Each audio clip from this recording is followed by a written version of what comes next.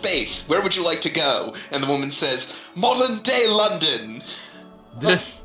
It's actually funny too because it's mostly not London. It's establishing shots of London, and then the actual street stuff is filmed in Wales, pretending to be London. Anyways.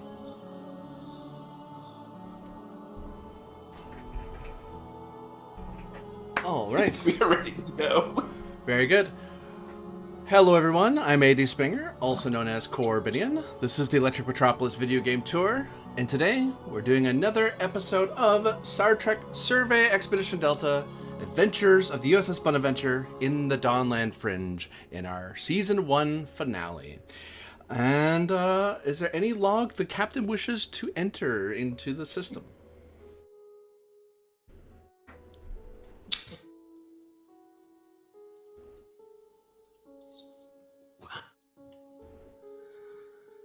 Sure. Oh, there's no point on the star date. I've got it. I got a 0.0. Captain's log star date 12810.0. We have begun our transit to the system. The entity known as Liar has wished to engage in diplomatic talks. Supposedly, Liar will also be bringing the Riverfolk, who we have yet to meet. To facilitate this, I've made sure that the Commodore could meet us. She's now aboard ship, and I find myself thankful to be assigned to a flagship that can accommodate a Commodore. I do remember Captain Sital frequently having to vacate his own quarters.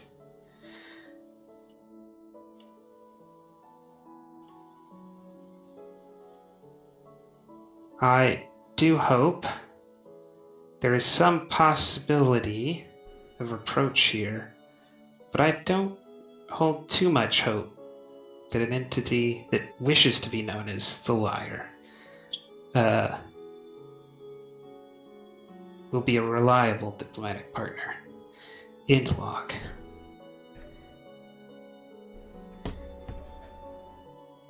We cut to the Bonaventure. As the Commodore is walking onto the bridge.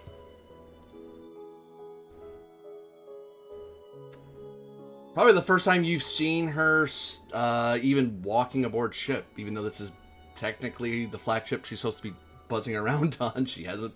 This is the first time she stepped foot on it. Mm-hmm. Is it possible, since this ship was built as a flagship, that it does have the ability to accommodate a second command chair on the bridge? Like a thing, like, you the Commodore's coming on board. Just send a couple of engineering people down there, and they get the spare chair out of the lockup and put it on the bridge. She would.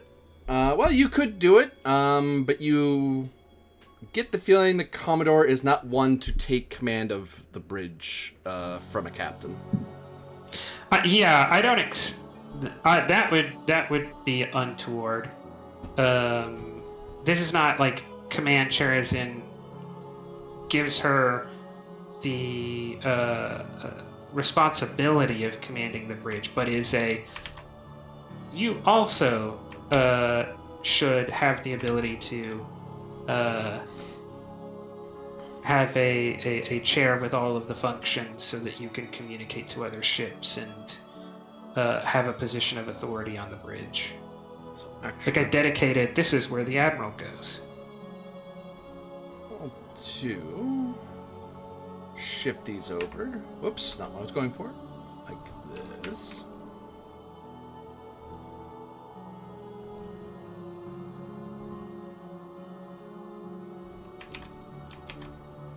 now the thought is coming to my head, like the the EXO walking by the couple of engineering guys grabbing the seat out of storage and just gets like really hopeful, comes to the bridge and then sees the Commodore sit down in the extra chair and is just like instantly deflated. Listen. There are many thoughts inside of her skull that you don't get to know about because you weren't lucky enough to be born from a psychic species. But using your impressive powers of deduction, something like that probably happened. H is probably a tactical. Doctor, would you know the Commodore's coming? Would you wait for her to come visit you in the med bay, or would you be waiting on the bridge as well? Because you know she's coming, but you don't know if there's no requirement for a CMO to be out of their post.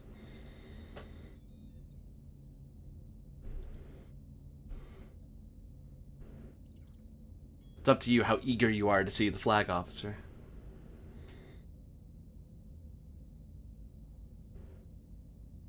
Yeah.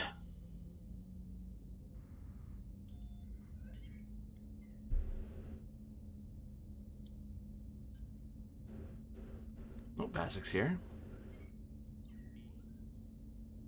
Yeah, I was assuming that 2 command people running around Vasic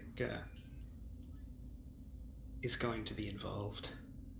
I think the doctor might head up to the bridge when we're like approaching our destination, but it's happy to stay in med bay until then. Okay. Commodore walks aboard, walks to the bridge, looks around, and she's wearing, of course, the command jacket, which is a little more casual, a little warmer, but the privilege of command officers to wear. Usually more of a away team jacket than a service jacket, but Yeah, Command Greatrim will say Commodore on the bridge as she comes in, because I'm the one closest to the door. The captain, I'll stand up and smile and say, I was just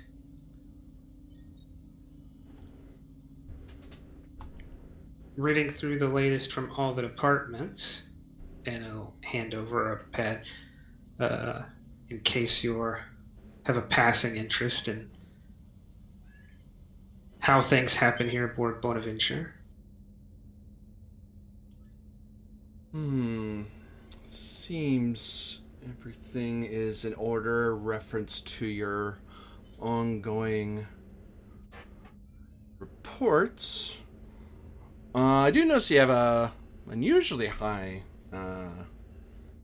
collaboration index in your medical department, which not a bad thing, just not something I quite expected, but I'm not going to complain that the medical staff are more keen to get to work or work with each other.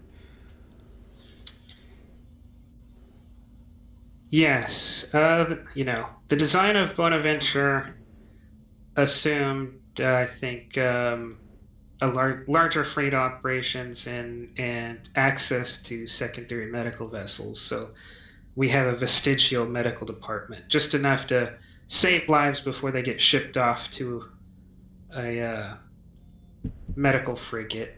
But given that we're out here, it's we would have been in a sad place if we had gotten stuck with a fresh lieutenant out of med school. Having a commander here has really made up for not having that medical cruiser nearby.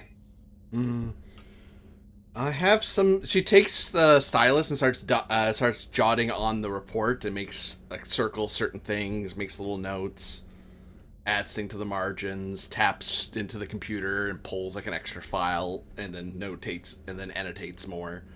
And she goes through the paper fairly quickly doing this. The captain says, if you didn't have anything else on your schedule, there is a matter that me and Commander Alethea did need to bring to your attention.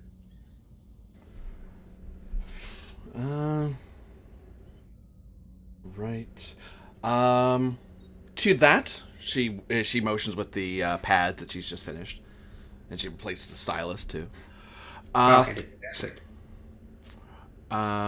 You notice that, and actually this is where the 2 momentum came from, she's added a bunch of personnel allocation changes that you notice even on a glance has optimized your ship's personnel.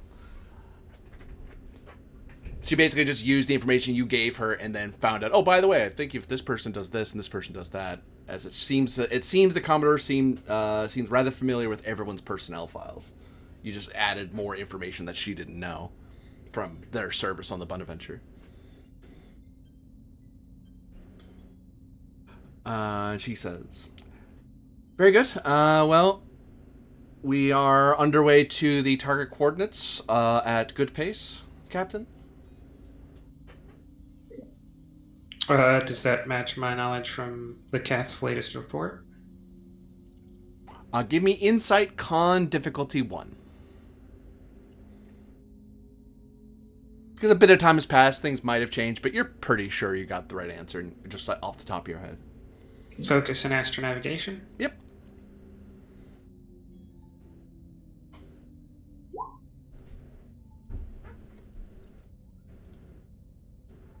Good enough to answer the Admiral's questions, not good enough to fly the ship myself. Yep. I think that's what you needed. You know you have maybe 6 hours before you have to arrive. You and the Wilsuk arrive pretty close together, so the rest of the journey is actually not that far from now.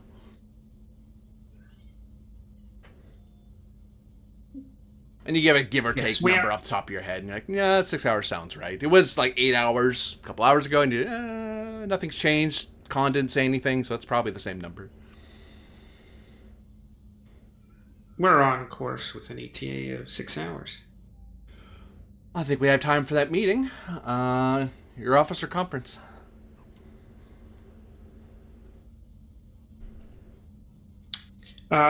Small meeting, no need for formality, unless... actually, I'll say no. I'll not caveat that. I will say no need for formality and look for a look of disappointment or yeah, that's what I wanted. Insight Command difficulty 1. See if you get a read on Commodore Hearn. You seem to remember that less than an hour ago, Atrum did go in here with cleaning supplies and leave a few minutes later. So she will be slightly disappointed if you didn't make use. Oh, you did put flowers there. How nice. If you didn't actually use the room after she wiped the table for the Commodore. Yeah, that. In differences of 1 level of rank, the captain is like when dealing with you or Alethea, or when dealing with Hearn, he's more apt to not stand on formality, but when dealing with those significantly higher in rank or lower in rank, formality is stood on. Focus in either Starfleet Protocol. Nope, it would have to be Starfleet Protocol. Or negotiation, I guess, if this is trying to read what another person would be want. I'd go with protocol. Yeah. All right. Generate 2 momentum. Quick read of the Commodore. She is very much a field. She still has the air of a field officer, not a flag officer. So she isn't quite the political animal that stands on ceremony all that often, and sometimes has to be reminded by her adjunct to stand on ceremony when she's supposed to. Oh yeah, she thinks I'm a captain like you, and everybody else around here is like, definitely not. That's not what we think at all. 2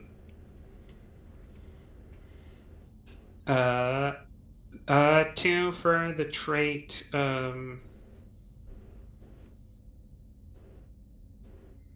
Like command on the same page or something that Killick, Hearn, and Atrum are all kind kind of like similar in temperament, or at least currently are kind of like similar in temperament and opinion. Or like, I guess, operating well together. Yeah. Unified Command 1, I'll take. As it's clear, you've got a good read on the Commodore, and after meeting her a couple times, you know, if you went too formal, you'd make her feel a little distant, and she'd feel uncomfortable. She wouldn't reprimand you. You're doing what, quote unquote, you're supposed to, but she'd probably be annoyed. Killicle doesn't say, Exo, you have the con.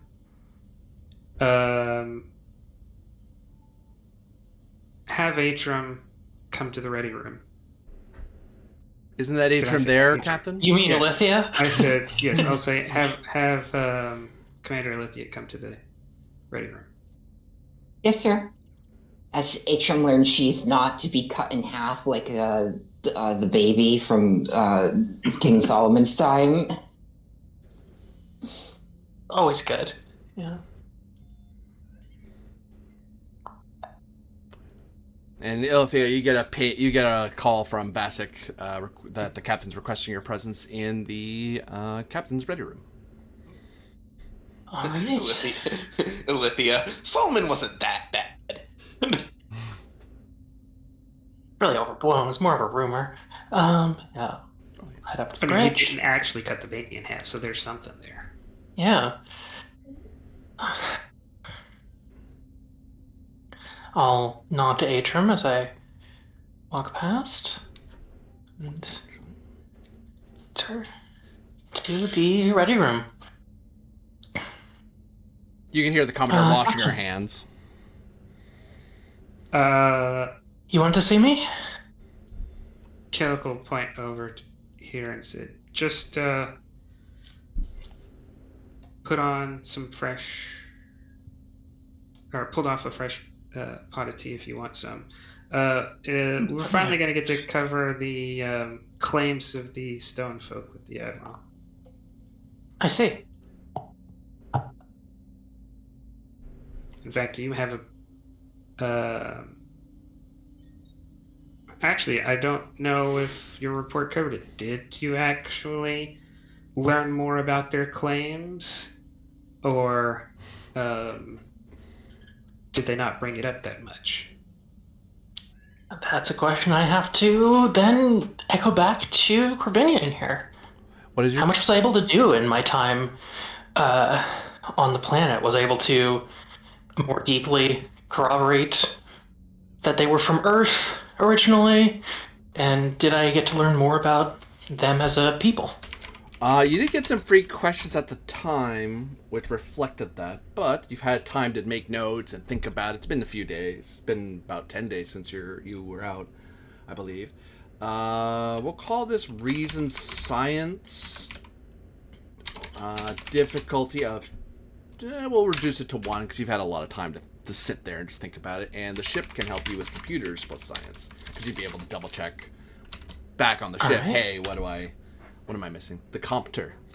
Can Killicle sense, since he's the one who was originally given this information? Yeah, because you might have some insights like, well, what about this? Oh, yeah, I suppose it would be that, you know.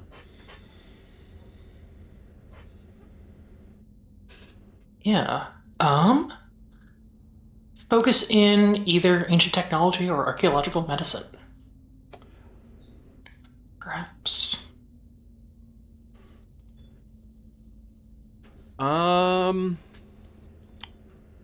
Archaeological medicine. Given the question you're Alright. asking, the primary thing you're asking me about. Mm-hmm. Which actually, I focus. take that back. It shifts it to medicine in that case.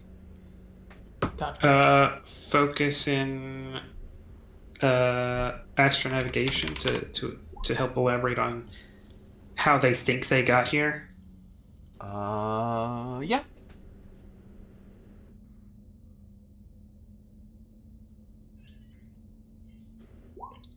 Right. State of the art for the ship.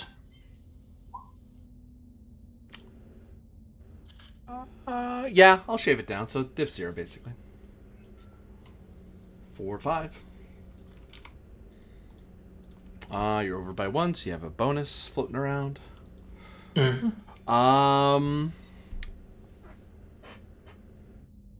So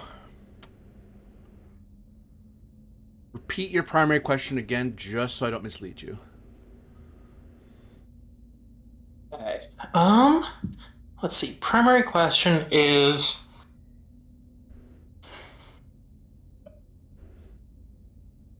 I'm trying to think what the primary question is as filtered through Lithia here, because the captain's question is, are they from Earth? I feel like, right? It's. Did you corroborate that? It's not. I'm not asking, do you know the truth? I'm asking, Right. are you certain that they believe they came from Earth, which is different from did they come from Earth? Okay. So yeah, the base question there will be,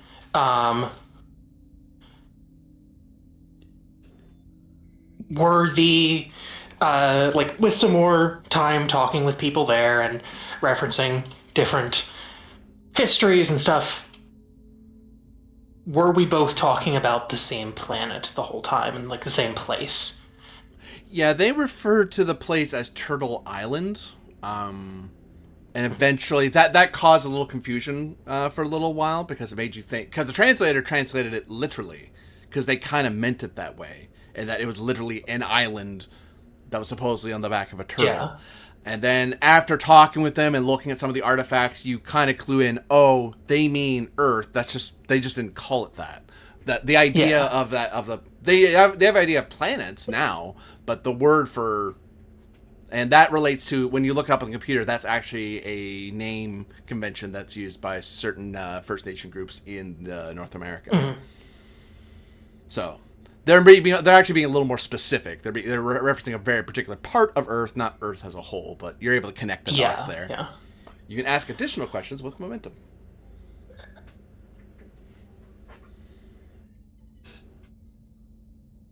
I think what else Lithia wants to know. Many things, obviously, but how long ago did they leave? I think we got a very general guess of that previously. I won't card you for that because I think I told you already.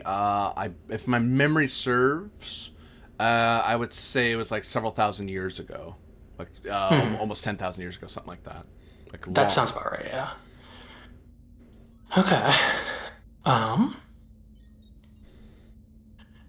And Actually, double check that. did Lithia only speak with the stone folk when she was on the planet? That's up to you. There was the stone folk and the forest folk, the animals. Okay, I think she would have tried to speak with the forest folk too. So I'll ask: are they also originated from Earth, or are they originated from somewhere else?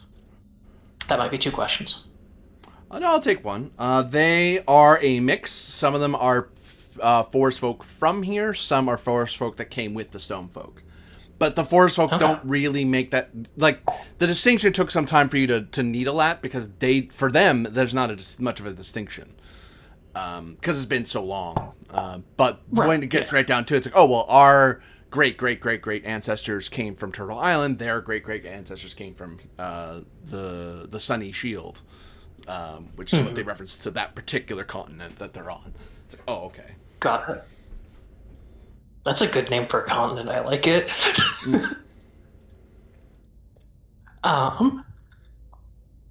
Cool. So that's the float. I'll ask another question of why did they leave Turtle Island?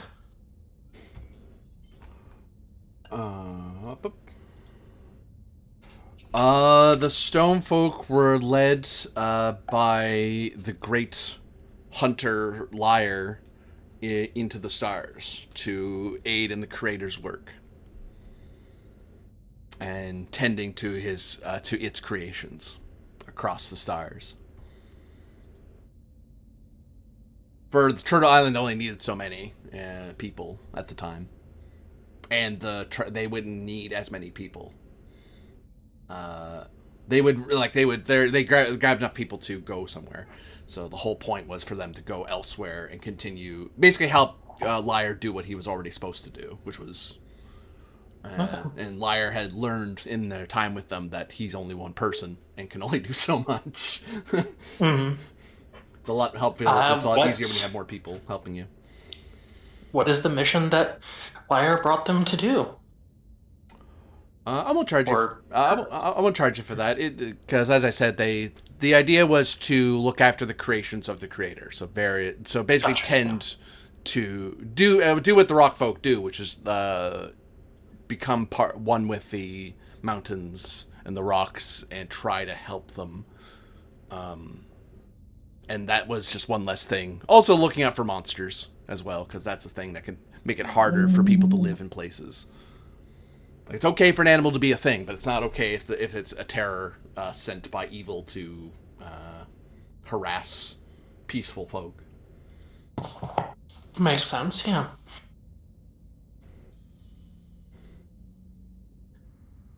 All right.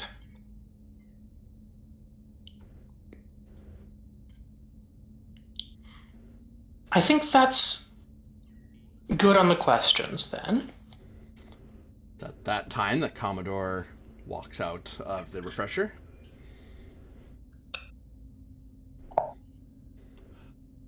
Doctor, hello.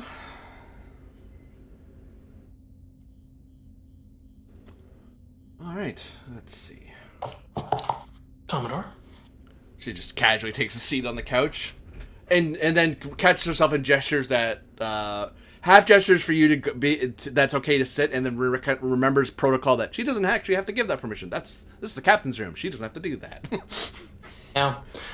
Do these chairs in front of Killick's desk move? Yeah, you could probably turn them a little bit. Yeah, I imagine they're still on 4 legs, but you can like pick one up and move it. Cool. Probably could, yeah. So, yeah. Alethea will just kind of move the chair a little bit so that she can kind of have a comfortable triangle between herself, the Commodore, and... Well, it also may be like they are like held down with like magnets or something for the cases when the deck plating fails and you don't want, the captain to get knocked out by his own chair. But does make sense, yeah. You like hit a button on the bottom of the chair or something, it probably releases it. Mm-hmm.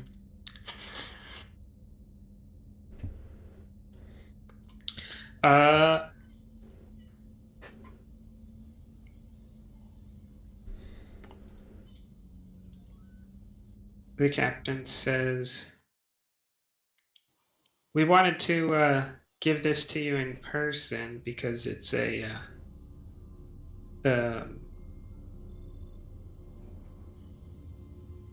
unusual find that, if true, could have broader implications. And like flashes a look up at Vasek, at being like, you're kind of necessary to be here for to do documentation and reports and get any information from the computer the Commodore might need, but like, only for that reason. Mm-hmm. Which, I'm sure that's what his training is. But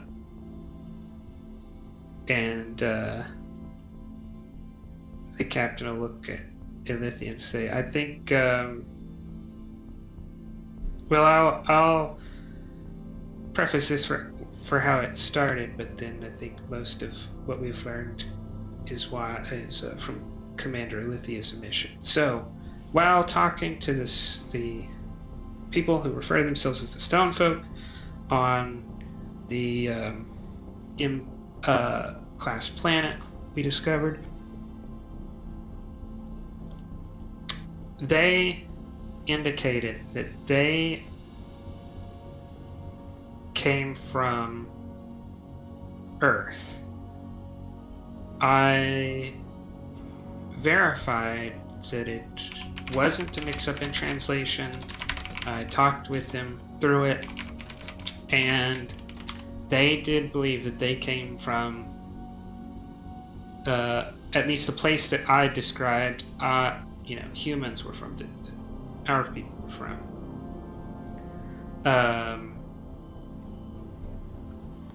I thought it may be confusion or, a form of flattery through mimicry. So I had Commander Alithia do a long-term, or I guess relatively long-term in our mission times, mission to figure out the truth of the matter. And the captain to Commander Alithia.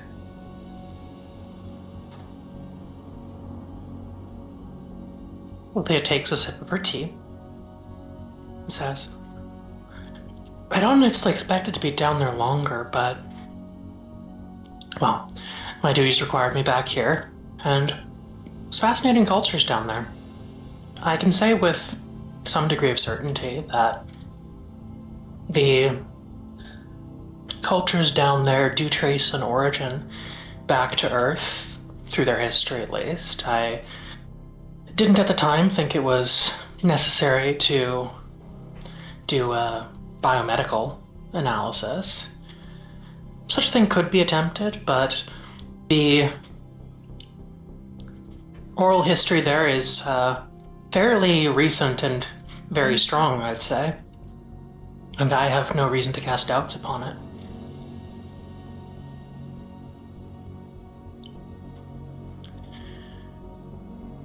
Through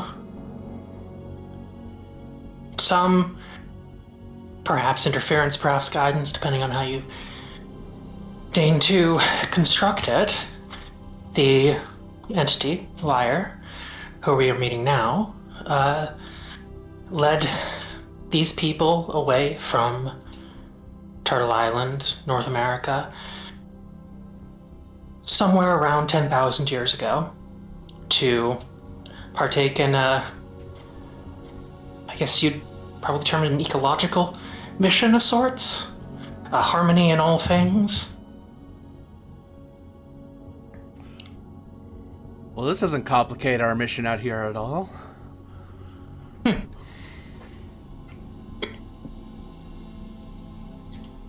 Yes, my concern was less that what they're saying might create some waves back in the news cycle on Earth, but more so that it might increase the chances of a conflict between these people and the groups represented by I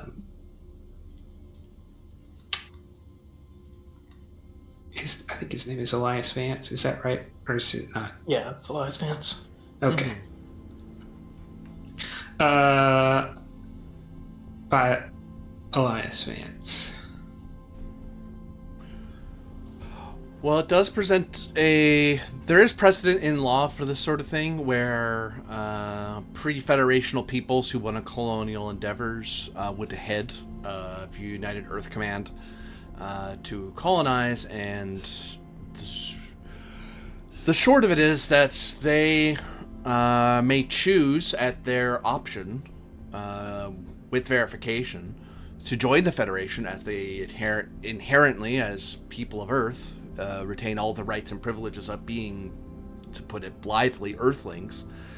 However, they are also equally allowed to, disavow is a strong word, but they are not required to join the Federation. We can't compel them. We can only entice them to such end. Which, depending on how much influence and claim they have over this sector, if they're not part of the Federation, or at least friendly with us, then the Dawnland fringe becomes a lot more difficult to manage. Never mind these mystery pirates we're dealing with.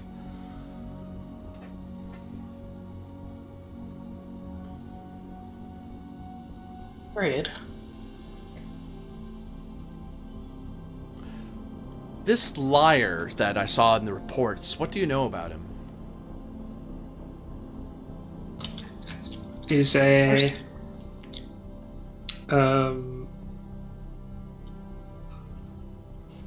advanced being.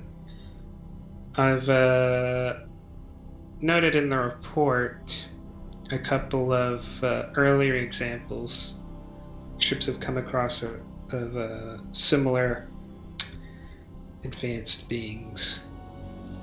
He's not without precedent, but I think he himself has not been encountered before. It's inclusive whether he's a member of the same species as any of the others. I thought he was someone else when I first encountered him, but we haven't actually met before our meeting a few weeks ago.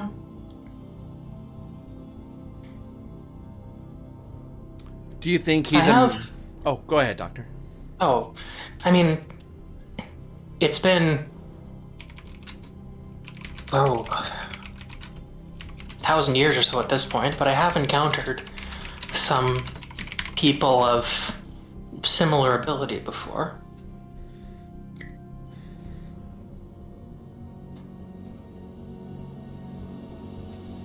Well, the question, I suppose, is whether he'll be amenable to our... I mean, he's arranged for this meeting, but with a name like Liar and the various folklore associated on Earth with such figures.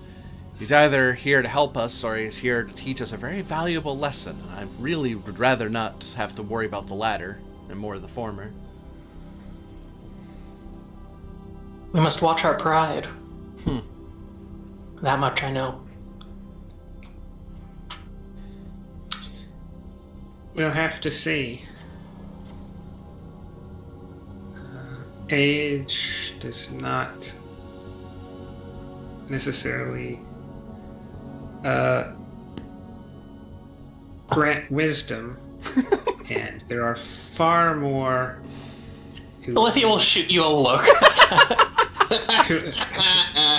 who will use age as an indication of why they should be considered to have wisdom than those who actually have it. So, whether or not he thinks he should be teaching a lesson, I cannot say, but I am suspicious of anyone who starts using their power to dictate to others. I will emphasize, although I did include this in my report, that the difficulties the shuttle team and I encountered were from what was perceived, at least, as an act of defense against our perceived act of aggression. Was it a somewhat rash assumption? Yes. But not a wholly unreasonable one. Especially after the shuttle made a very hasty jump to warp, which only seemed to make matters worse diplomatically. The captain says, well, to me it seems like a situation very close to our encounter with the Gorn. And I think we can all agree that the assumptions that led into that should not be repeated. So I'm hesitant to just accept that his ignorance is acceptable, that attacking someone out of ignorance is forgivable, but since no one died, I guess he's got himself a second chance.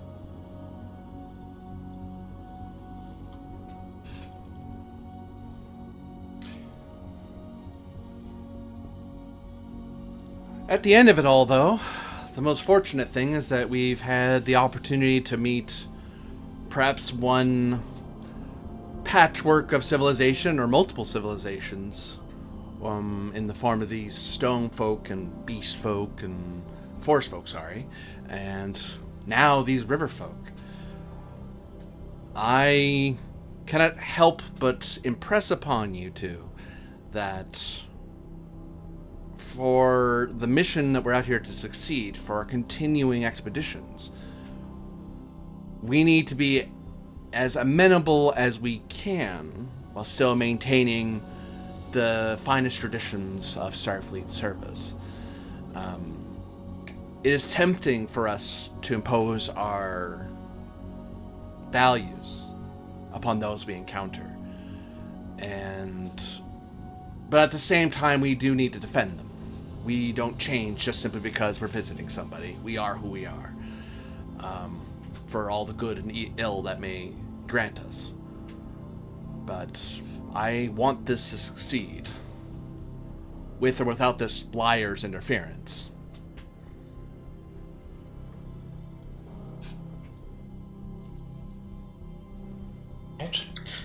I'll look to Vasek and say, and then look back to the Commodore and I'll look to Vasek and then look to the Commodore and say, then unless you want to keep this under wraps longer, I'll have those mission logs released to you officially so you can send them off to the council and to command.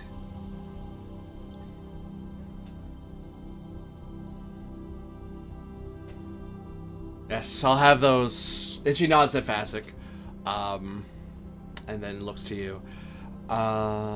Yes, I will need to field a lot of questions from the council, so let's hope we have a lot more answers to give them by the time they call me back. Well, I mean, the situation on Earth is at least not a unique one.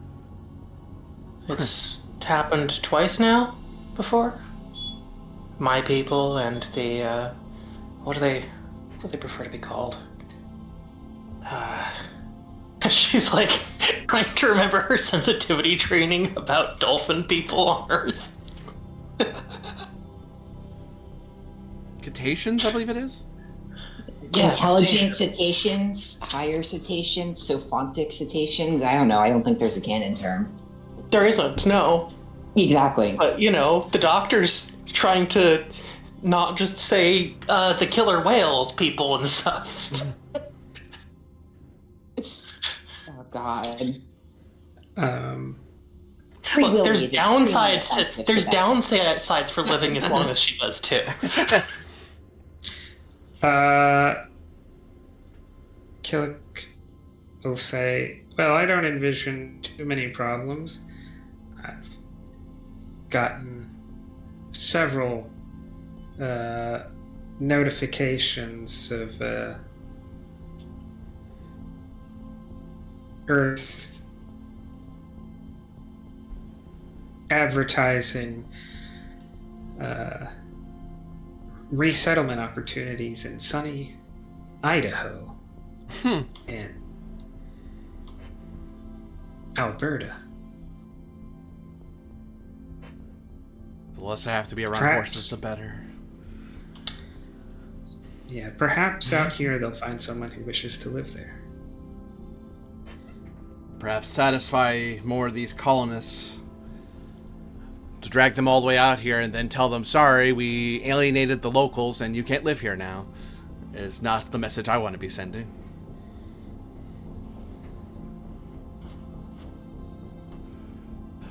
Any other updates or classified information I need to be informed of at this time? I don't think so. Nothing else from my mission. I spent more of my time there socializing than conducting research, honestly. Which was part of my research. She'll kind of like raise her hands. briefly. Just be aware that immersion within a culture can also dull the objectivity a scientist can have in anthropological studies, or xenoanthropological studies, as the case may be. While I do understand that is a popular consensus, it's not one that I've found to be true personally. Some degree of understanding can only be met by meeting people where they are. Otherwise, you view yourself as an objective party, and you can never be an objective party.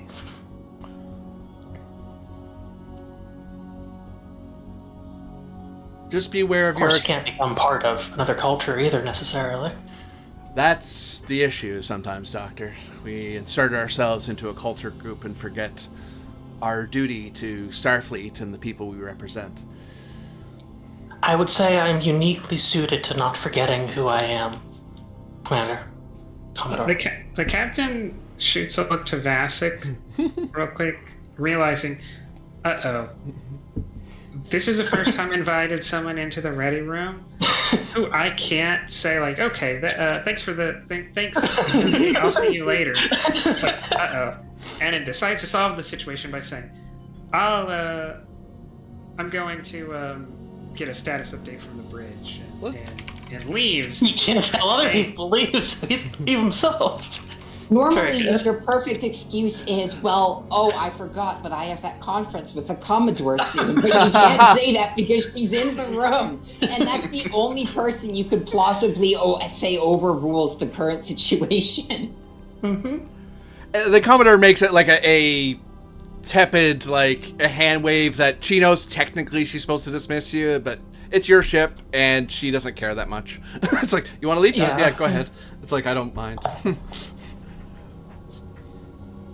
Because the annoying kind of admiral is one that... Somewhat, yeah. The more annoying admiral will be like, no, I did not dismiss you. Stay here. It's like, oh, it's my ship. God. God, Mom. Just let me go to my room.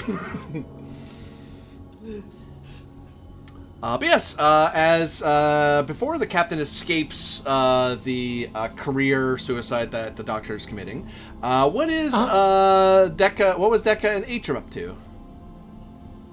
I'm sitting on the bridge, imagining in my head what they're talking about in there without actually snooping on them. Atra or Deca, what's our ETA? What is our ETA? 6 hours. 6 hours, okay. But you can verify that with reason plus con, difficulty of 2, assisted by sensors plus con. Does this count as a, what's it? Plotting a course? Yeah, because you're as navigator, you're supposed to check the course every so often to make sure you're on the optimal course. There's nothing dangerous ahead, that sort of thing. Okay. In that case, the task drops by 2 to difficulty 0. Very good. Keen navigator trait. Yep. I'll spend a momentum for a reroll just to for a third die, just so I can reroll any. Actually, I have to spend 2 momentum because Power of Math gives me a free die. Right. Stellar Cartography. Focus.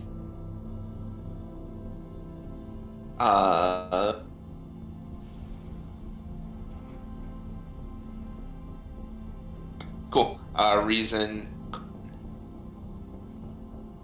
I'm rerolling one of those zeros, because Whoa. I don't know why I just rolled 3 times. I'm taking that first one. Plus the shit. 4, 5. So that is 5 hits.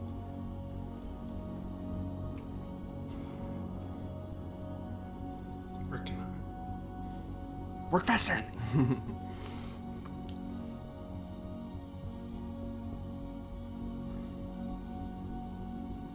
Oh, you're kidding me. Hold on. Holding on. Oh, yeah, you'd have to actually... Yeah, it is a be comp. Astrometrics. Yeah, there's a reroll, but you'd actually have to be in Astrometrics. Well. Then I generate because of, Oh, no. When a character in Stellar Cartography Laboratory or at Navigation attempts a task to plot a course or map a large region of space. So if this counted as plotting a course, you can reroll. it for the, yeah, which it did for the purpose of, Intuitive Navigator, so...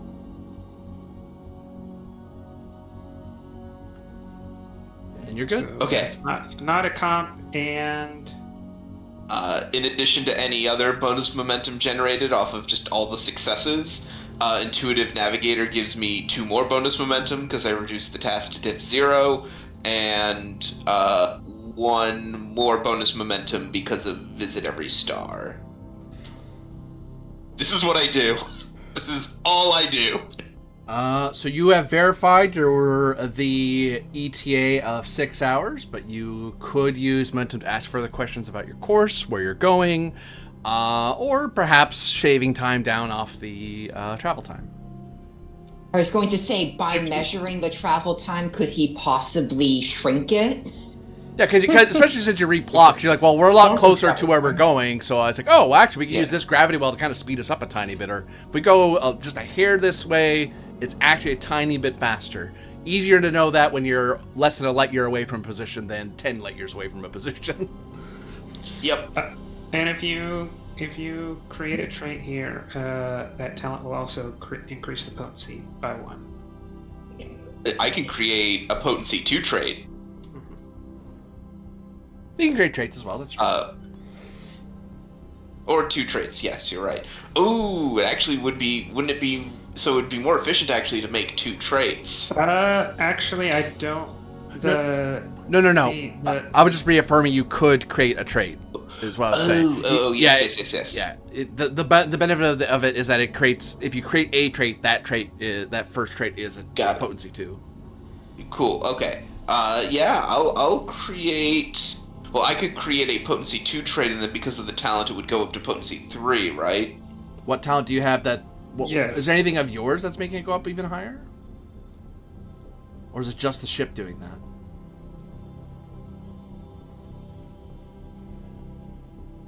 So I'm confused why you think you're getting to 3.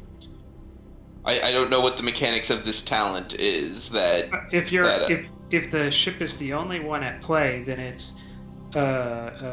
if such a task creates a trait to represent a planned course or knowledge about the region, this trait automatically increases its potency by 1 step. So, yeah, it's not hard locked to a specific number, but you'd have to have some other talent on your character that allowed you to increase it to 2 to start off with. Okay.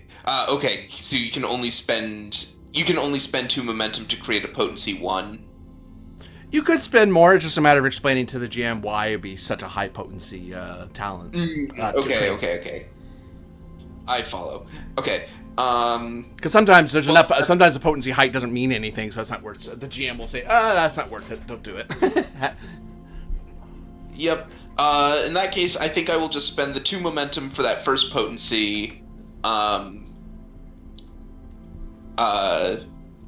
Which then gets increased to 2 because of the ability. And then questions. Before you get too far, what is that trait? I wanted to make a trait of that we have found a more efficient travel route to cut down some of our time. Okay. Say for instance, there was something that we thought we were going to have to plot our way around, like a subspace eddy that we were going to have to plot our way around, but then we determined, that's not nearly as severe as we thought it would be. If we slow down our speed by 0.05%, we can actually just cross over it, and it's like a subspace speed bump. And as long as we just go over it slower, we actually save time instead of going around it.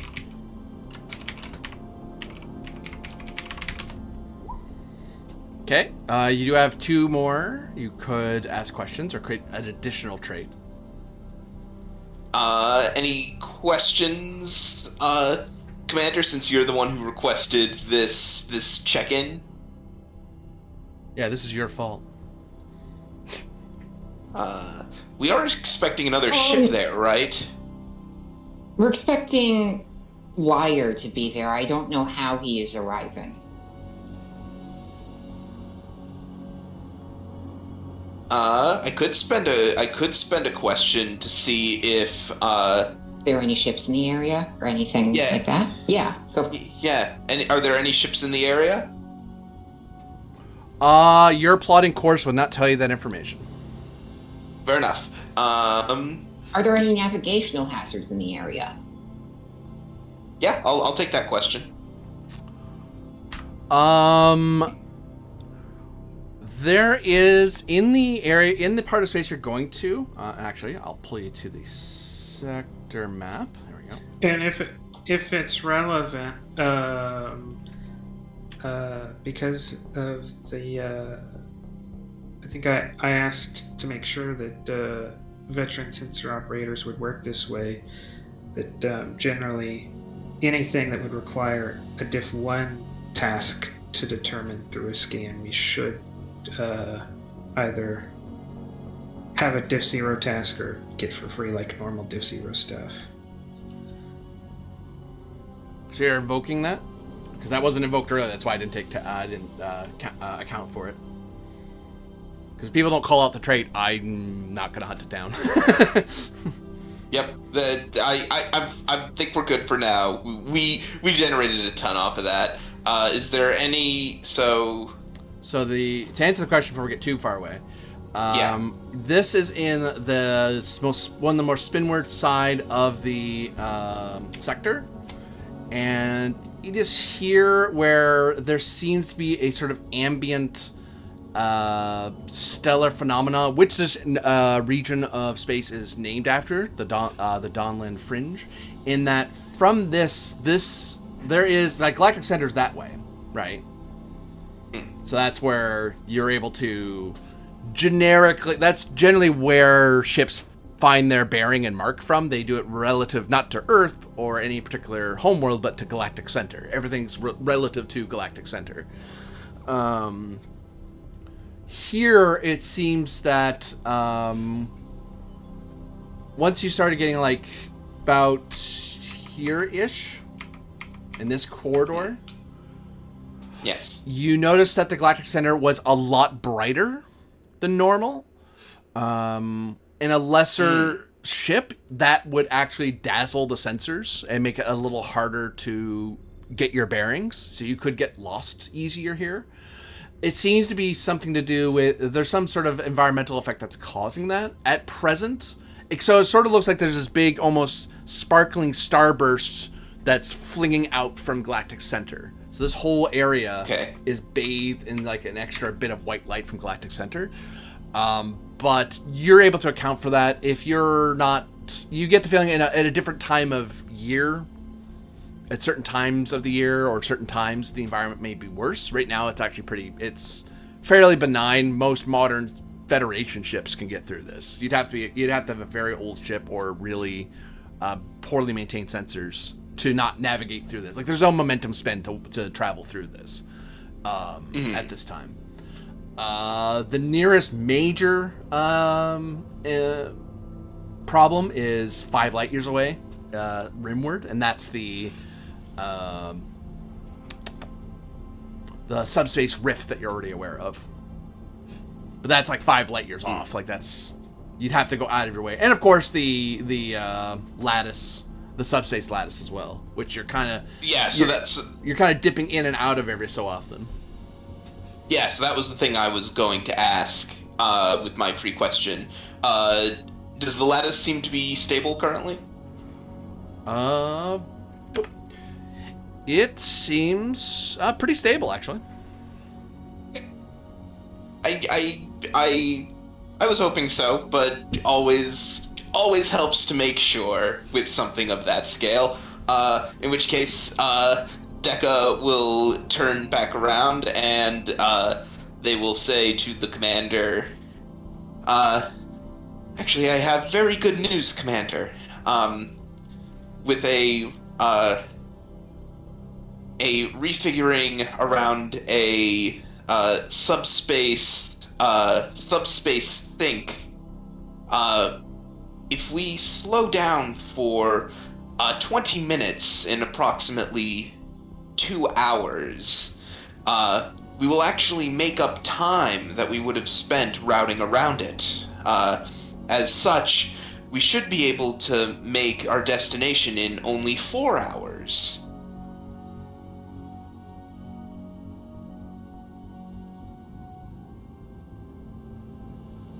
Atrum looks at you and smiles and says, "Good job." And internally, she's thinking, "Fuck, we might have needed that time to prepare." Additionally, I can confirm that there are no major astronavigational hazards in our path. The lattice network that we are traveling in parallel with seems currently stable at this time and shows no signs of any particularly destabilization. However, it should be noted that we have encountered a minor sensor dazzling effect, easily accounted for. But it may be worth. And it was determined that it was from Galactic Center. Was that correct, GM? Momentum for me to clarify. Okay. So, back to sector map. The effect is happening. The visible effect is what it looks like coming from Galactic Center. It looks like you're being dazzled from that direction. But it seems to be some sort of effect that's happening through the subspace lattice and its relation to the subspace rift. So there's this weird sort of lensing effect that's causing a sort of bounce back and forth sort of effect. Got it. It would appear to be a lensing effect of the lattice itself. At first it seemed to be coming from galactic core, but we were able to determine that, again, it is merely a lensing effect of the lattice itself. The good news is, as I previously mentioned, the lattice appears to be stable, and with minor sensor calibration, the effect will not affect us. Though we may wish to forward this information to other ships, just in case. Other ships with less advanced sensor systems may find trouble navigating this region.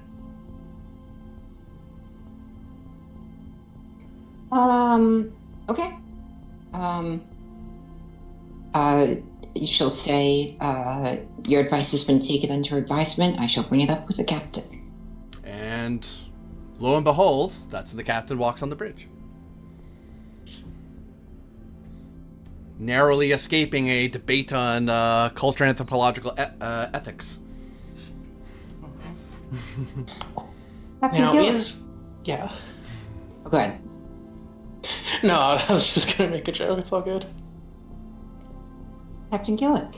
And as you walk closer, she'll say in a quieter voice, I didn't expect the meeting to be over so soon.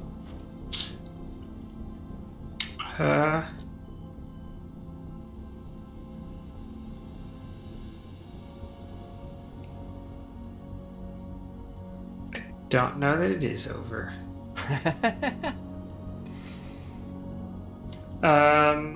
She makes no visible expression, and she says, Deca was just informing me about a subspace lattice that could cause issues with other ships' sensor arrays. We could send an alert to other ships about it, but I wasn't about to make external communication without running it by you first.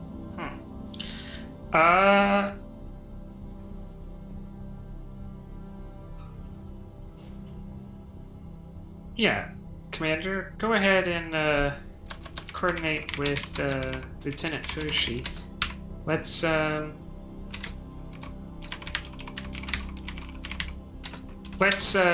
take a moment. Bring us to all stock. We'll fire off a probe and then continue at warp. You can, since we don't have the time to stop and do the observation ourselves, we'll have to rely on the probe to transmit. Insight Who's this roll command. for? Insight command difficulty 1 for either the CO or the XO. I haven't made a roll yet. I'll do it. Someone should also probably tell the captain that I managed to buy us 2 hours. Someone's I'm bucking for getting there. promotion. Don't worry, I'm about to throw it all away. Cool. Take a momentum. Certainly. Let's not throw it away. We're gonna get something other than getting there early out of it. I would like to direct you, Commander, to the mission directives handout. Every morning I wake up and I say to myself, what are my mission directives? And you might want to look at the one in bold red. Is there one in bold red? Sacred meeting, right? Mission directives. It's actually higher up. Sacred Meeting has its own, like, that's that particular mission. Although I think I copied in both places, did I? So I did. the one you're looking Here we for go. is maintain Yep. top secret guard data at the same notes. Yeah, which is why then she's going to walk over to the captain and say in a quiet voice and say, I thought we were maintaining secrecy about everything to do with this mission. With the lattice is because Silent Mountains is the lattice. That's the code name for it. I don't see how this. Weren't you going to broadcast what this was about to people? That's why I got worried. No. I wanted the pro. Instead of we stop, we scan. It's we stop, we fire a probe. The probe, the science officer then uses the probe to scan. Rather than scanning from the ship sensors, they can scan from the probe, and the probe sends the data back to us. Oh, okay. I thought you were like doing this warning buoy, like, hey, by the way, everybody. No. This is the goal. Is we do the science while we continue flying, because we scan from where the probe is, not from where we are. Aha.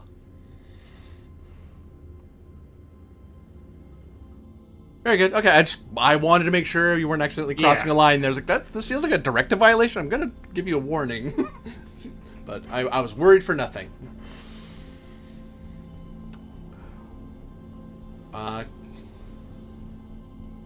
So you plan on firing a probe, leaving it behind, so you'll be able to scan at distance. Yeah.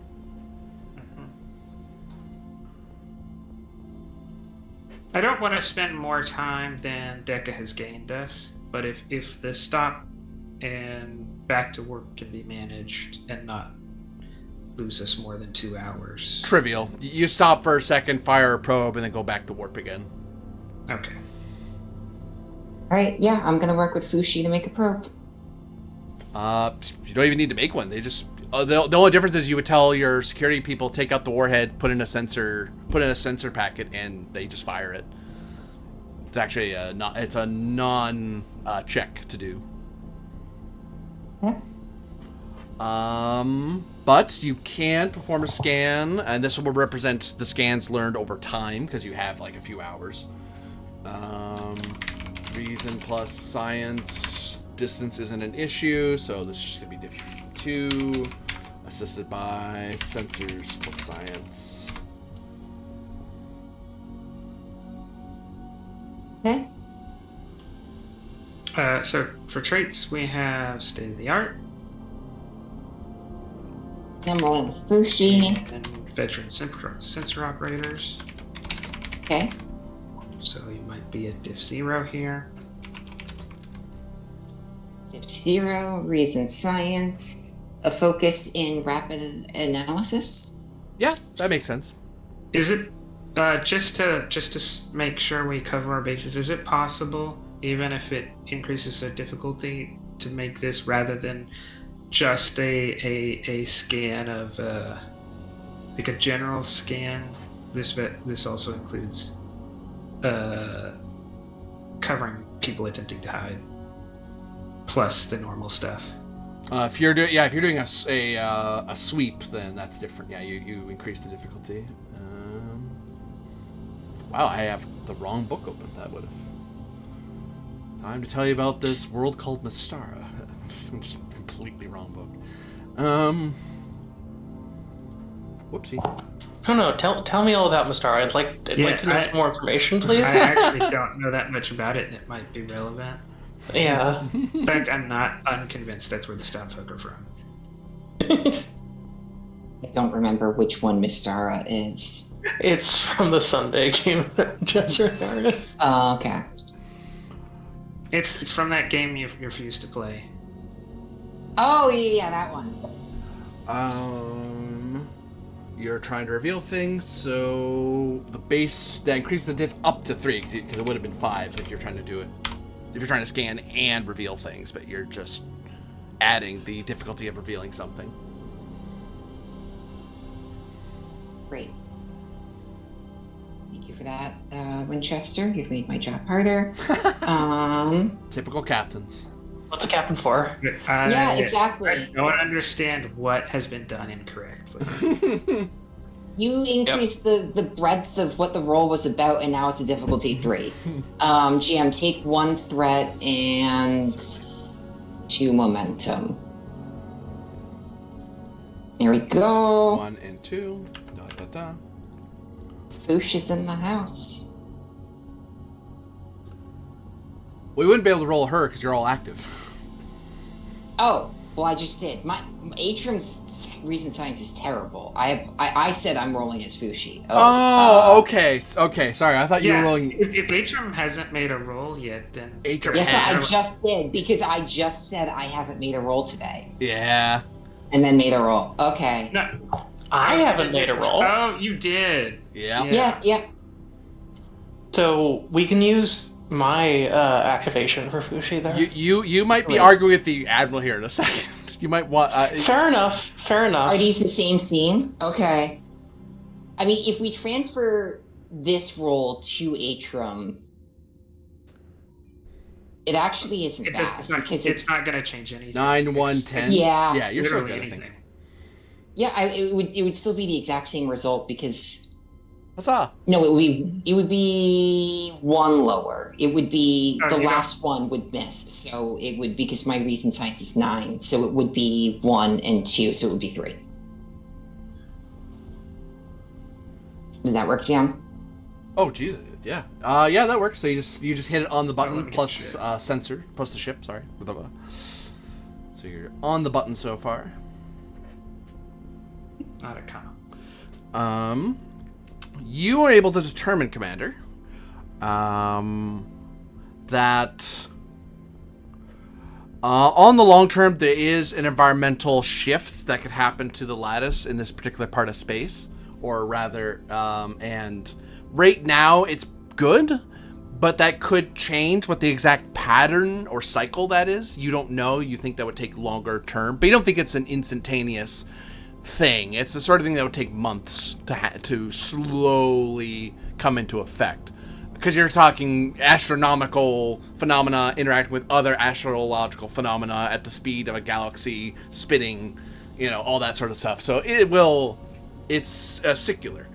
So for how long are you good? You're not sure, but you don't think it's the next even day. You don't even think it's the next day or week that you're really in any trouble. And the sweep does indicate that there are some scale 2 craft that are traveling through the lattice towards where you're going.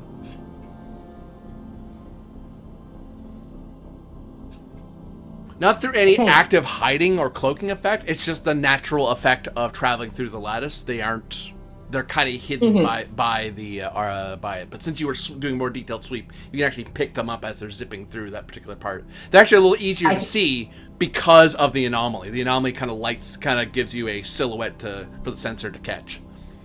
Like, one of the problems with why the Titanic sunk is because the winds, the waves were so calm that day that the iceberg did not have a meaningful white froth around it, which made it that much harder to spot.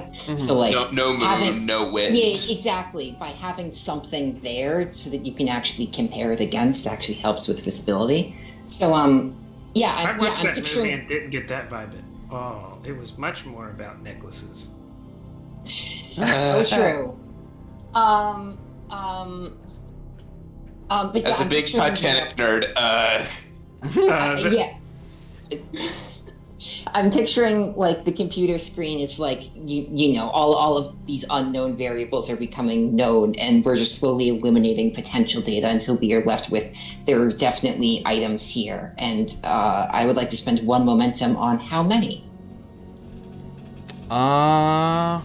6. 6. Okay. Captain will ask these ships you found. Can you attempt to correlate them with the unidentified vessel we nearly crashed into?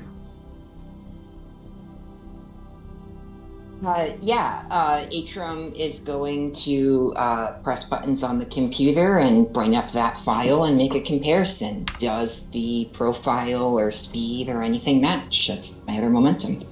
Yep, that looks to be the same space frame. Yeah, I'm totally. Yeah. Like on one screen, you get a hazy but distinct view of the space frame, and then on the other one, you get the picture from back then, and it's a match. And she says, "Well, sir, I don't know if you'd win any photography awards for it, but these do appear to be the same ship in 2 different instances, or at least the same class of ship."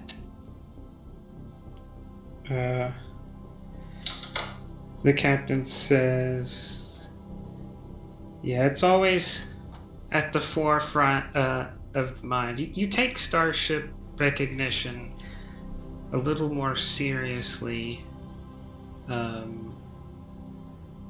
when you may have to start shooting them out of the sky. A D5 and a D7 are different beasts entirely, but they look similar." Whenever he goes into one of his I have war trauma monologues, Atrum just solemnly nods and says, "Of course, sir." Damn. Hey, it's not my place and it's not the time to unpack that.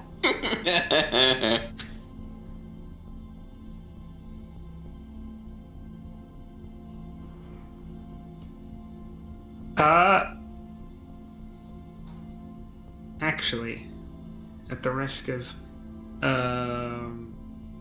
creating a more dramatic story, the captain will ask, the differences here, do you think that's resolution? Or do you think they're identical vessels? Do you think that's resolution and that these are identical vessels of the same, either of the same class, or merely that these vessels are similar in design, like a Constellation and a Constitution are more similar than a D7 is, or maybe these closer to 2 types of constellation?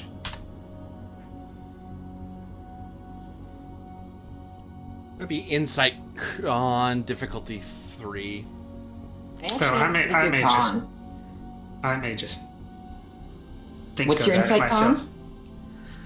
con? 9 plus 2. With Well, a mine's focus 10. on starship recognition. Mine's 10 plus 3. Okay. So do you want to assist me or should I assist you? Do you have a focus? GM, investigation techniques. As I'm researching and trying to compare the data on these two things. I see your logic, yeah. I'll take it. Okay, then I'll assist. Alright. Take a threat, GM. Boom. That is a failure. Okay. Would you accept a succeed at cost? I would have offered that out of the gate if that were the case. Okay. Do we want to burn a determination on this? The GM just said you could use succeed at cost. No, I would have said it was succeed at cost at the start. I didn't. If it was an option. Yeah. Yeah. It was a little bit of a riddle, but I knew what you meant. Yeah. I will leave that Oh, to your God. discretion. The captain's not pressing you down. It seems like a moment of curiosity than like this is a tactical concern. Wouldn't it be neat Yeah. if we knew? How much you're interested. Yeah, she spends a moment analyzing it and talking it over with Fushi, and she says to you, like, well, if you look at the data of their warp bubbles, it seems to imply a match, but then there's this other data about this section here on the midship that appears to be distinct. This could be a mission pod, this could be damage, but otherwise it does appear to be that these are perhaps distinct. Overall, there's a bit of evidence for both columns, and it's hard to make a definitive assertion without getting closer.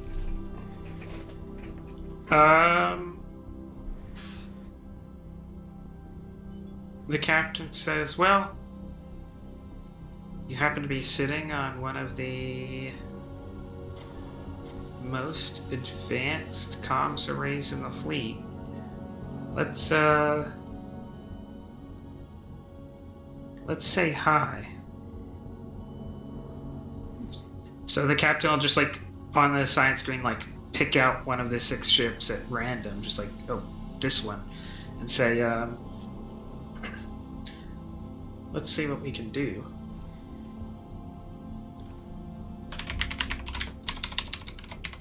Let's be now. Before we haven't had the time to be like, oh, let's look and see if we can talk to one of these people. Well, we just happen to be looking. There happened to be one here, so we know there's a chance for communication. So we might as well take a shot at it. I'll remind you. Actually, you did try to talk to the first one that you almost ran into. I think they were but that moving was like a away really from awkward us. meet cute. They had every reason to ignore us and go away. Yeah, I mean, it may not work out. If it's not a roll, that's fine too. It's not like a pressing. We have to achieve this thing. It's just You send a ping at them. There's no roll because it's pretty trivial because you're using the probe to bounce your signal off of, so the distance isn't as much because you're at warp. Actually, you're at warp. Can you talk at warp? Yes, we have. That's why I said it. That's why I phrased it the way I did. Oh, you have a dedicated subspace. Well, I mean, and I do think there may be an episode or two where they like just make that up, but generally across TOS and TMP, I don't think anyone ever claims you can't talk at warp. But, mechanically, I would say it's because there's a trait, there'd be a difficulty increase or an impossibility depending on what's going on. Because the problem is you're moving at extreme range every round, effectively. So you're always getting exponentially further away from whoever you're trying to talk to. Whereas a dedicated transceiver array is like, I'm a walking subspace boy or subspace station. I can talk to pretty much anybody and distance isn't really a factor for me. So it doesn't add a trait or anything like that. It gives you a reroll. But if you want to take into account that we have it, then yeah. That's why the difficulty is negligible. I was thinking of difficulties because of distance. Like, no, that's negligible because you have the array. You do ping them, and what happens is you call out in subspace, and they laser with a very low power Oh, laser, right. they paint the buoy to let it know that they see it, and they're basically giving a navigational ping with a laser of here's where we're going, here's our velocity, without really saying anything. The captain will follow up. We have met Earth folk, Stone folk, or Earth folk. We met Stone folk, River folk. Are you associated with these groups, or are you allied with them? Also reiterating our non-hostile nature. The laser of the various vehicles continue to paint the probe. Insight. Now, you can give me insight plus engineering, difficulty of 2. Assisted by, actually, this could be reason or engineering, come to think of it. Computer plus engineering. And don't worry, Alethea, I will be giving you a dress it down any second now. Oh. You'll get demoted yet. Yeah, I've got lots of ranks to go through demotion of. But I'm gonna wave at Atrim to come over and help. Of course, sir. She was talking with Fushi, still trying to solve the problem, but she'll wander over and say, "What's up?" You're over here to activate Unified Command, which is not what I'm going to say. I'm going to say, help me translate this. Because you're both on the same page, yeah. So you get the trait Unified Command. I get what you're doing. She looks at you and says, "Oh, well, my Latin's a little rusty, but I'll give it my best shot," and sits down. Como se dice alien? Semper ubi thububi? Oh, have good fun with that, translator, not translator. Were you making a joke about Simlish? No, Okay. Semper ubi sub ubi is always wear underwear. So real. That's in the transcript now. Awesome. Yeah. Good advice.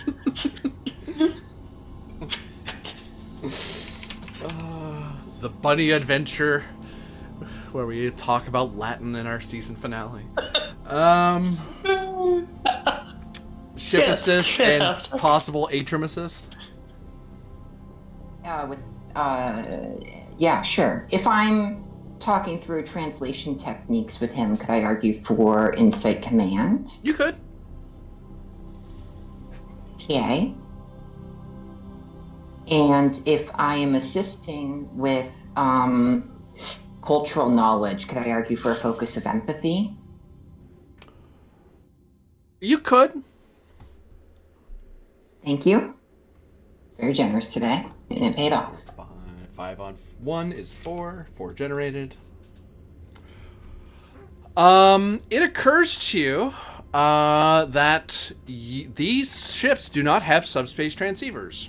They're recognizing a signal has pinged them, but they can't talk over subspace. They use laser radios, which oddly shouldn't work because they're moving at warp speed through the lattice, so they should be losing distance and losing connection basically instantaneously. They're using lasers that move at the speed of light to communicate faster than the speed of light? It seems to be a function of the lattice or some special function of their ships. That's not entirely... It has to be one or the other, because physics wouldn't allow otherwise. Yeah, you see Atrim working all of her Reason 8 Science 1 brain to understand this, flashing back to the B- she got an intro to physics, and she says, "Captain, I'm not sure what to make of this, but I'm pretty sure the laws of physics would prevent this from happening." The captain will point to two figures in the equation and say, "You can't always assume that space moves that space is stationary. Sometimes space is moving so fast as to make this communication viable." Oh, to actually work out if this equation has a solution, you're gonna have to talk to Fushi. I just know enough to tell you that it Or Deca. Or Deca, Yeah, no, The definitely. captain This is. is basically a navigation problem. She's going to say permission to ask Deca. Non-priority. Let's file it. So- Yeah, I don't want to get too distracted, and we're not gonna have much time. She kind of like looks over at the door and back at you, and she says, "Is everything okay in there?" Meanwhile, Yeah, did that Doctor, on purpose. you are debating finer points of xenoanthropological ethics with a Commodore who made her career on such things. So yeah, she's going to be a bit. She's going to debate with you. Well, that's kind of what the doctor was poking the bear about. So unexpected. Present science. She's asserting against you, I think. So I think you're the defender here. Okay. I will note no momentum's being generated because you're supposed to be allies. Yeah.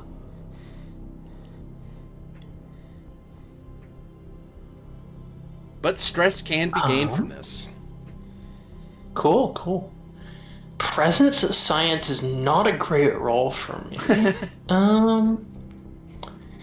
Trait inexhaustible patience.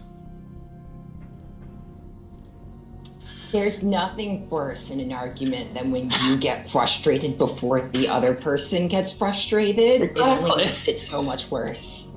Exactly. They'll give you a hit, yeah. Cool. Because she is merely human, after all. Her patience does eventually run out. Mm-hmm.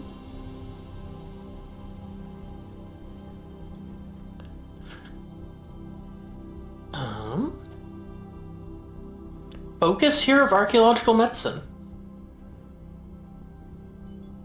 It's not.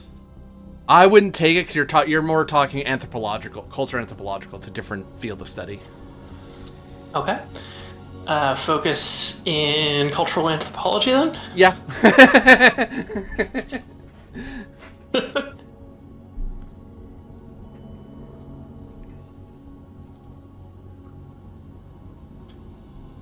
Let's see.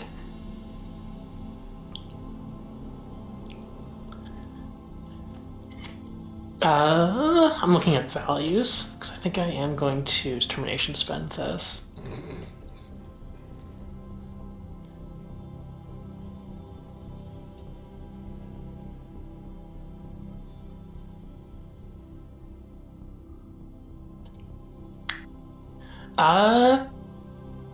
Determination spend towards I remember those I've walked with.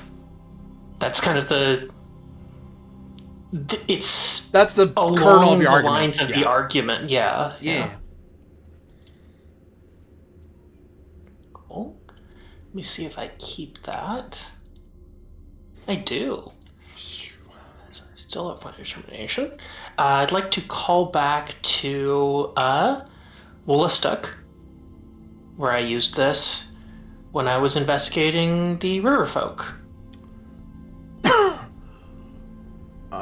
Yeah, because you're debating them and how you're supposed to study them. Yep. Cool. It relates. It relates. Marking that down.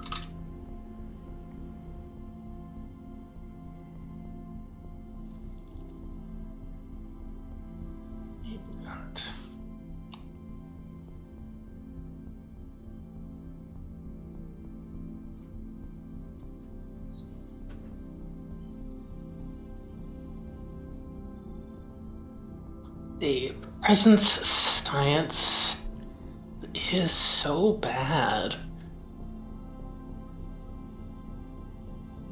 But I kind of like that here, so I'm not going to try and force something else.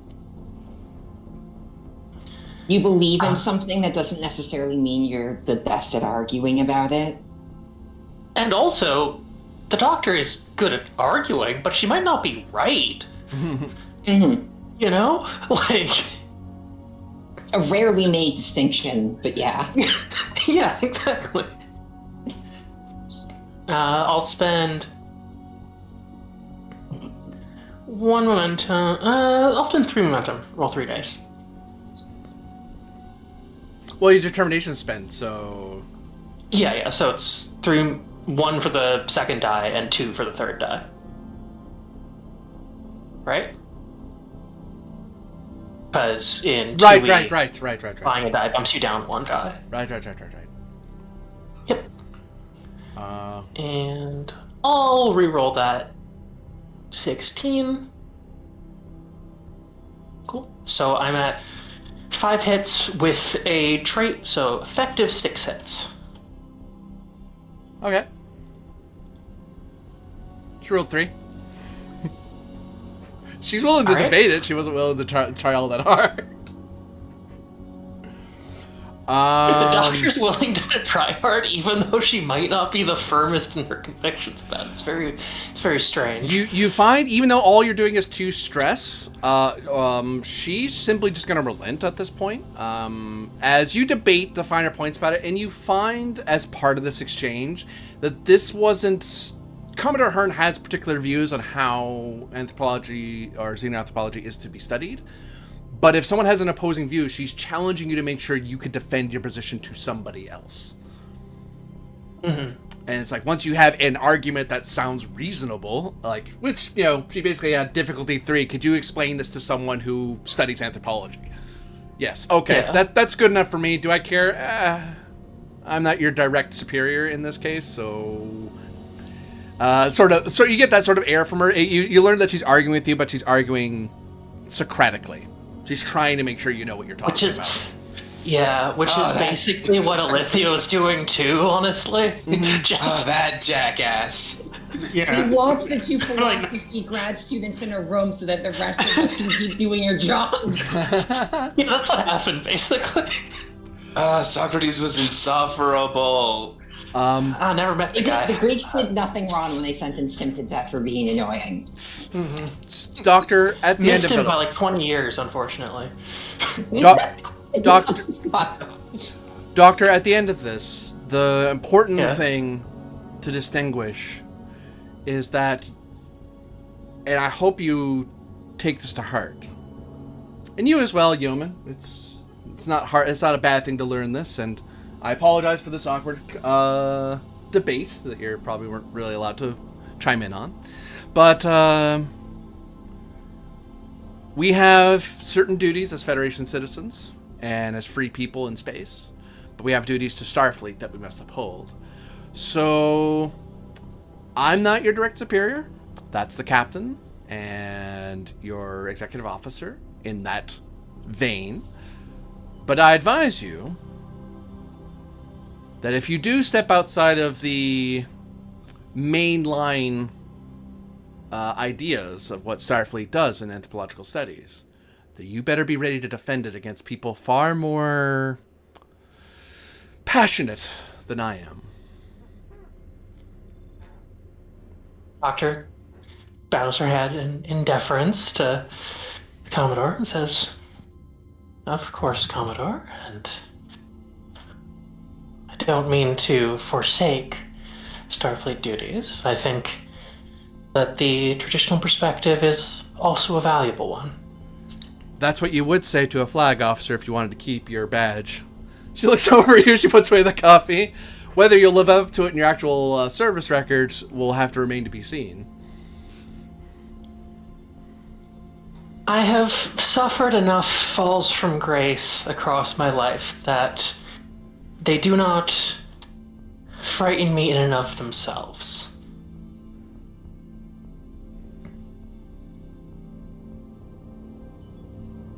She looks at you for a second, nods, and then walks out to the bridge. This is going great. We're doing great, guys. Anything you all do before arriving at the planet?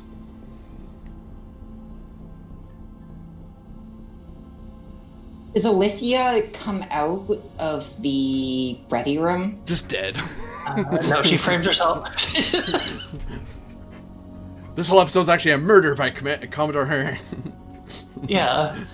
Well, it was Frank clearly Commodore Bassic because he was the only other person in that room, and Yeah. The red herring is the Commodore when it was clearly Bassic.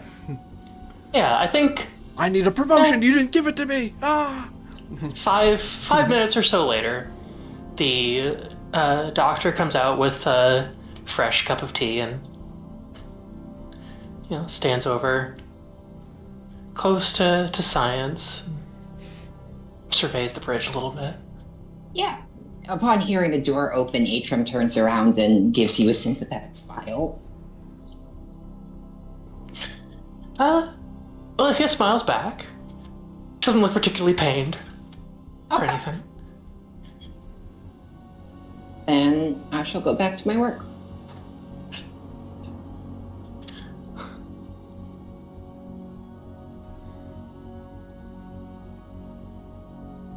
Then, with not much ado, you eventually arrive over the M-class planet of which Lyre indicated to you.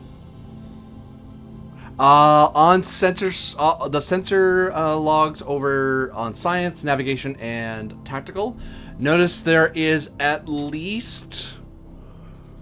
I'm gonna have to do the math correctly, just make sure. There are 36 small craft in orbit of the planet. Oh, sorry, not in orbit of the planet. Take that back. There are none in orbit of the planet. There, you see, there's 36 small craft on the planet in a particular part of on a particular continent. But you do see a space station that has massive solar arrays that dominate most of it, that display way far away from its body. It's a deep-hued blue and black color, so and you sense that on a glance, like being in orbit of the system, it is trivial to see it, but at a distance, it has sensor dampening, so it actually is harder, unless you're in the same zone as it is, it's actually hard to see it automatically. The space station seems to be in geosynchronous orbit with the meeting place where the various ships have landed, and there's various life forms down there. And it would be comparable to one of your K7 outposts. Okay. In size or in presumed function? In size, presumed functions unclear without scanning it in detail. But on a glance, it's like, oh, that's about the size of a K7, give or take. So it's not the hugest thing in the world, but it's a decent size for a space station. Space station. Weapon There's so many systems? tribbles in it. Can I see what their weapon and shield systems look like? You certainly can scan them, since sensor damping isn't really an issue anymore. They're so close. Reason security, difficulty 0, assisted by sensors. Plus security. Plus. The plus sign. There we go. I know how to type on a computer. Hey, if this was 1972, that alone could get you a job. Tell me about it. Shipboard tactical systems. Yeah, you're doing a tactical evaluation of a contact. That's not unreasonable. Yeah. State of the art in veteran sensor operators. Yes and yes, diff 0. All right. Take a threat. No. Okay, have it your way. Now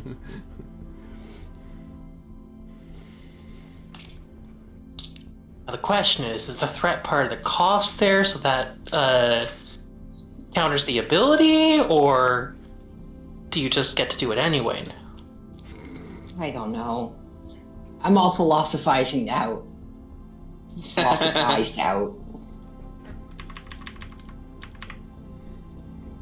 So you generate 4 so far. Plus the ship. Yeah. Okay.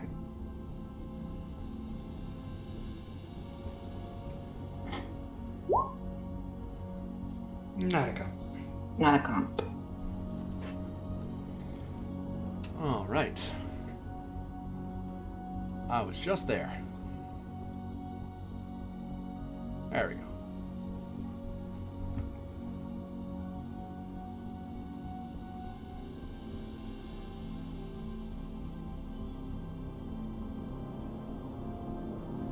You were asking for its weapons complement.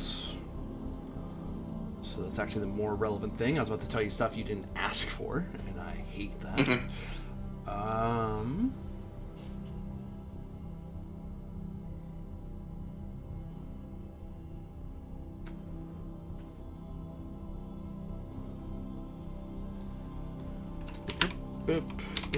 Oops. That would have been confusing.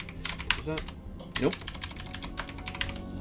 The twist we wouldn't see coming if the GM's like, yeah, they have weapons comparable to yours. Rather than... They have tetrionic torpedoes. Oh.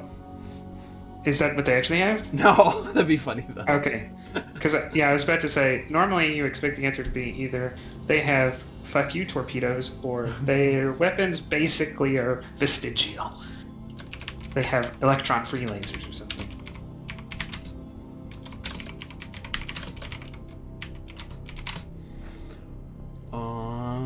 Their torpedo equivalent.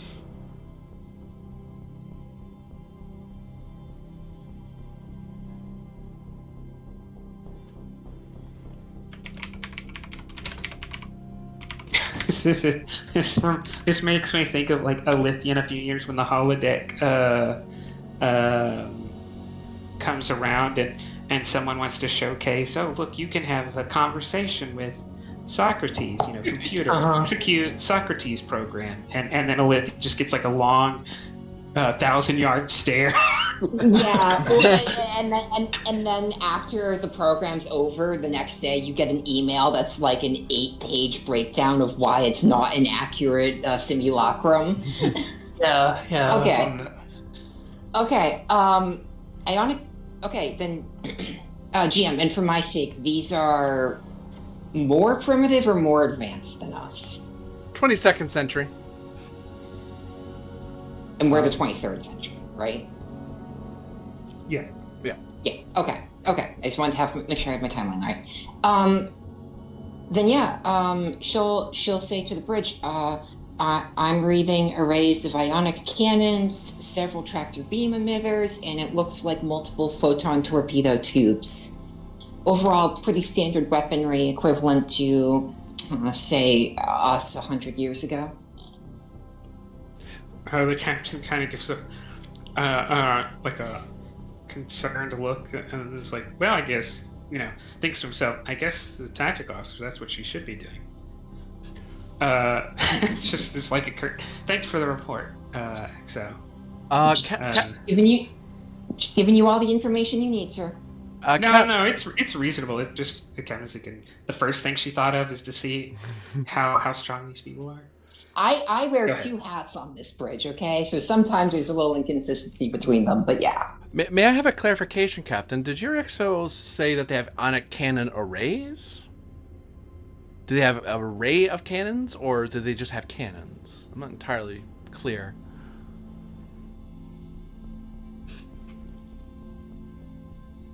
I just meant they have ionic cannons. Oh, okay. I might have said the wrong thing. Okay, sorry. I was making sure my translator caught it right, that's all.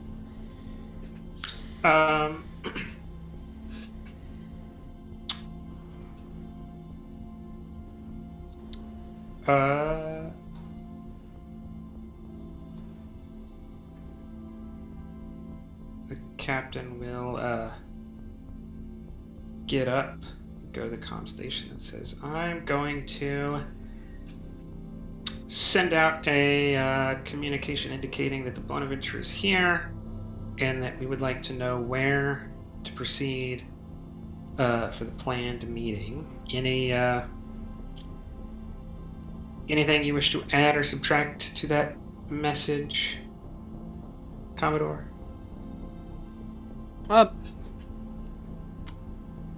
No, that should be sufficient, I think. I'm getting the feeling these people like to talk in person far more than over subspace.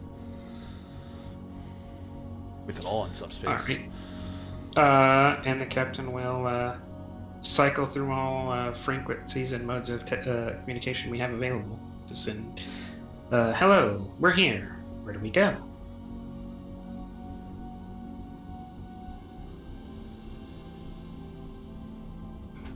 You get a radio transmission from the space station.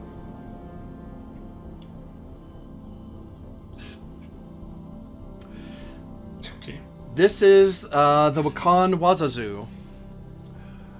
We hear you, Bonaventure.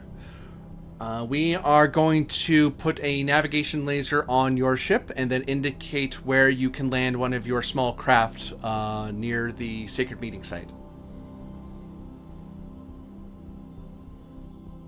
Confirm, acknowledge. The captain will say, acknowledge message. Can people that require these conditions to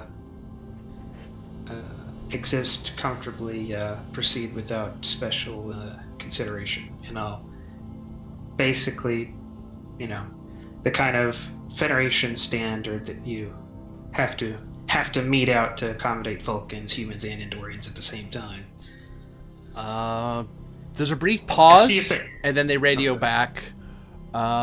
It would seem, given the medical and scientific information you sent, the persons noted, Class A through C are viable on this world. Classes T through U would need special accommodation. They're indicating people that's like people like the cetaceans on your crew, that sort of thing. It's like if you're not a land-based creature, you're going to need accommodation. Or if you're a Medusan, yes, you'll probably want to be in a box still. That's Yeah. For our sake, if not yours. Yeah.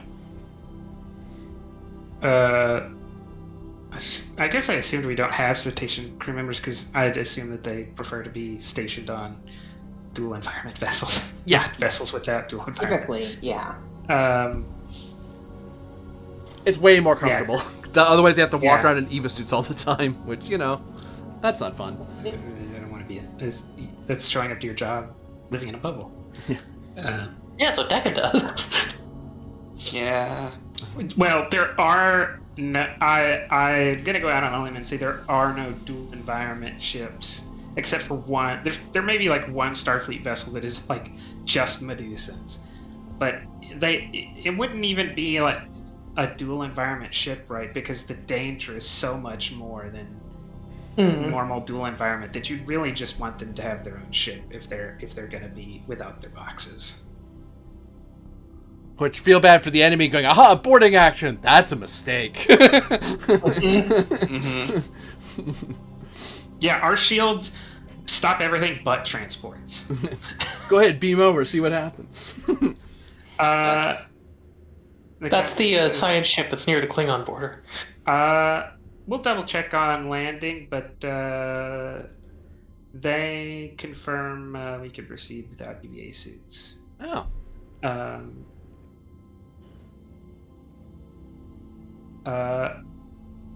The captain will say,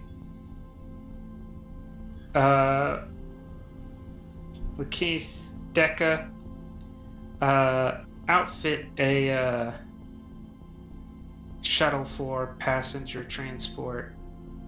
No weapon systems.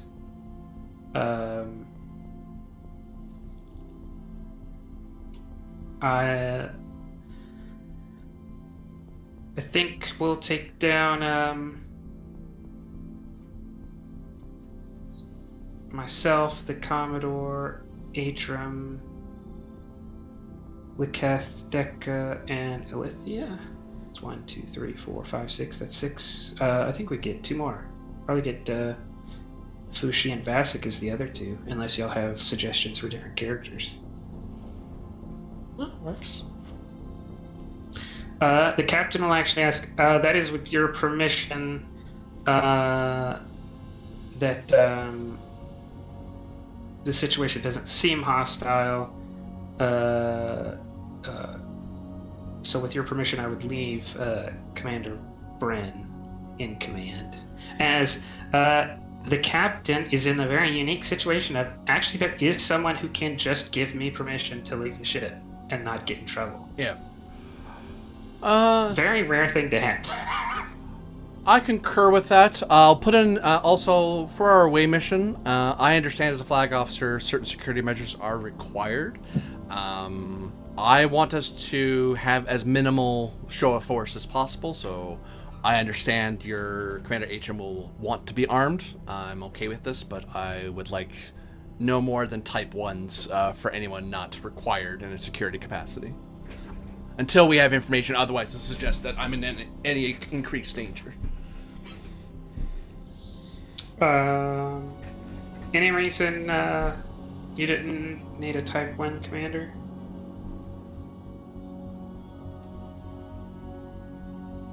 You have multiple You're commanders, asking me? Captain. Yeah. Yeah. You need to specify. Yes. Sorry. Atrim says, no, there's no reason why I couldn't bring Type 1 along. The captain says, all right, then if you wouldn't have those issued from the armory, we'll pick them up as we go to the shuttle. Mm-hmm. All right, time to go on a first contact and a party, I think.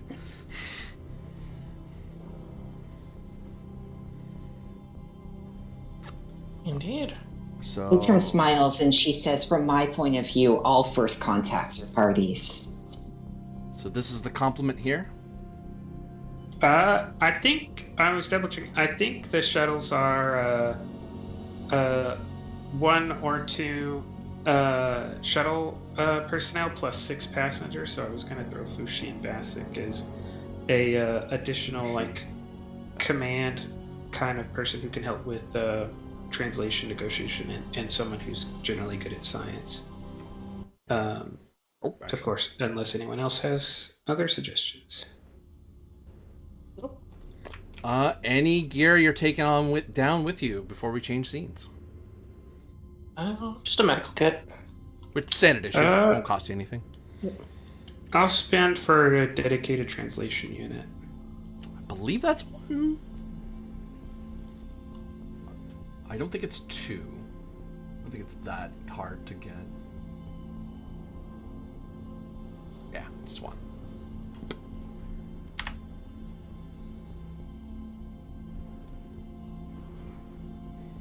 Any other items?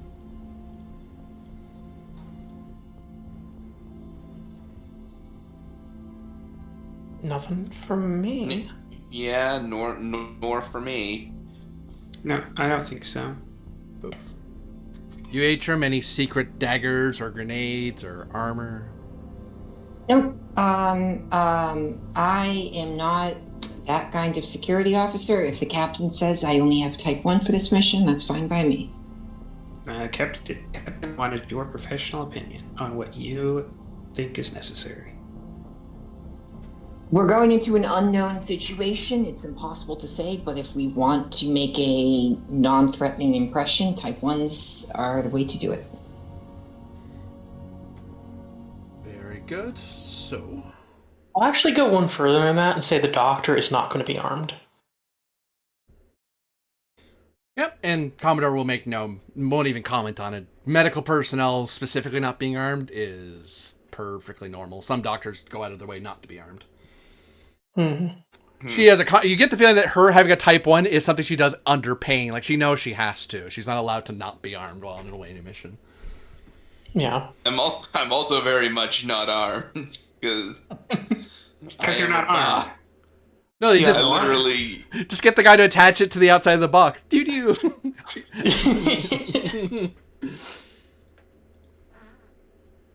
Just fire it by magnetic impulse.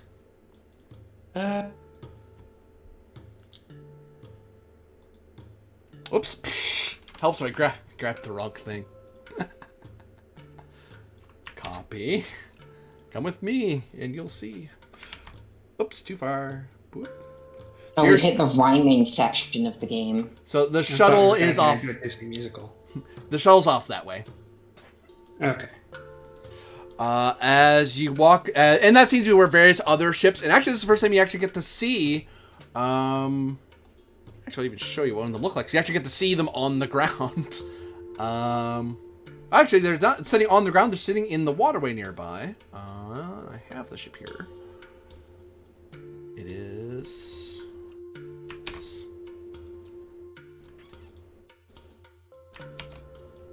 Actually, it's way bigger than that, because scale 2. That's the ship you've been seeing this whole time. This is the first time you actually get to see it, like, and there's a bunch of, like, others are just kind of floating in the water. Some people are on them, some of them are just manned by some person. Think like a submarine where there's like a little hatch in the top where someone can pop out and look around when they're landed. I think it's still like sort of command the ship from there. Is there like any kind of like bridge or like, you know, those like inflatable slides that planes have? Is there any way to like get across from the land to the ship, or is it just like expected that if you had to, you would swim? There's little boats that are, you actually see on the shore, there's a bunch of like canoes that are like laid out. Little dinghies. Okay. Yeah. And you actually see on the side of the hull, they didn't even deploy all of them. They only there's still like some that are, they're not like sitting attached, like roped on. It's more like they're melded into the, think the way captain's yachts are attached into ships. Same idea with their canoes, which are really just for this. They're for, you landed, you're in water, you can now cross the water. You get the feeling these things can't land on land. Yeah. What these vessels look like what we scanned earlier? Yep, this is the first time you're seeing it in the flesh, if you will. You're actually seeing the actual hulls glinting in the sunlight. So now we know those Bioship confirmed in the flesh. Probably river folk.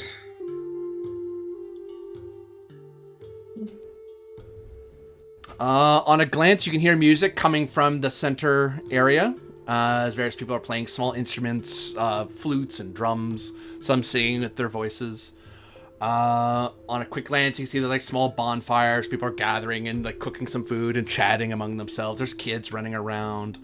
You see a lot of cattle who are being managed by a few of the locals, and a liar who has not registered here. He's really busy with this because it's kind of gotten into a bit of a mess. Nothing like, no stampede sort of thing, more of a someone screwed up and now they're like, oh, hold on, no, they're getting too far apart. No, get them back. Here, I'll help, sort of like mild exasperation. You can see bright blue leafed trees that are shimmering in the light, and a almost fusion-like fire glowing with a pale blue-yellow glow. The sort of thing you'd see if you didn't want to burn fire, like in the Federation. There's actually these sort of green energy heat elements that kind of create the same effect. It's like it's a fire, but it's really a fusion effect that's creating a bonfire-like appearance. So you don't have to use up wood and burn things around you, sort of thing. It's a more ecological way to travel. Starfleet doesn't bother with that often, because if you're on a planet long enough you need fire, you're there too long, or bring a damn EVA suit. It's more for like hikers and travelers and such. You can see some one thing that can be seen on a glance. Dr. Alethea definitely knows what these are. You can see off in the distance near the mountain ridge, or mountain line rather. There are stone folk trees. You can see their telltale circle of stones, which you've learned that the circle of stones is actually stone folk. Like that's their like guards. When they sit still, they look like rocks, but if they start moving, they animate immediately. You can see some animals hanging out by the near bonfire, birds flying across the mountains, and the Commodore just looks around and doesn't reach for a tricorder or anything. She's just taking it all in. I'll make the introductions, Commodore, if you are all right with that. Huh? Oh, certainly, Captain. The captain will direct the group off to meet Liar.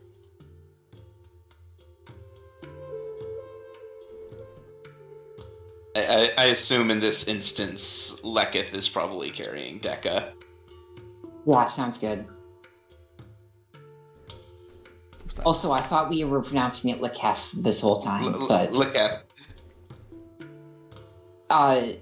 Atrum wants to hover towards the back of the group a little bit. Just in case. Easily done.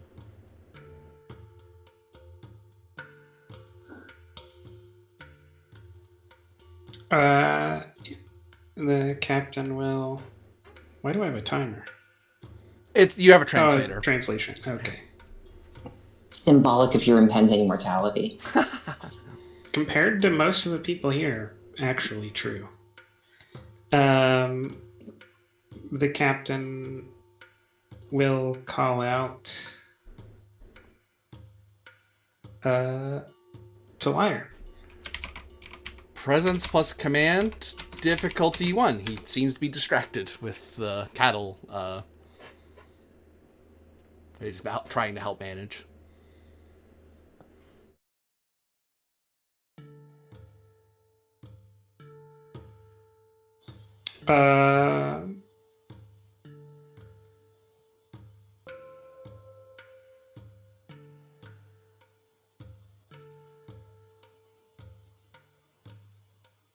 All right.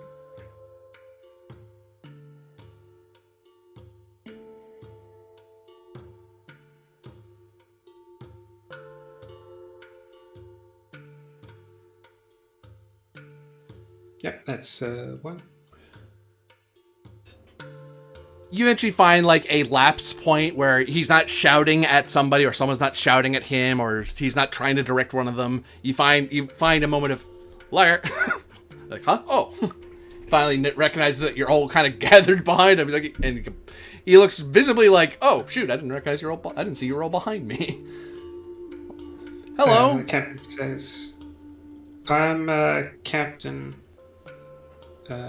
Thomas Killick. I don't think we've had the pleasure of meeting in person. I think you've met Commander Alethea. This is the Commodore I promised to bring to facilitate Commodore Hearn. Hello.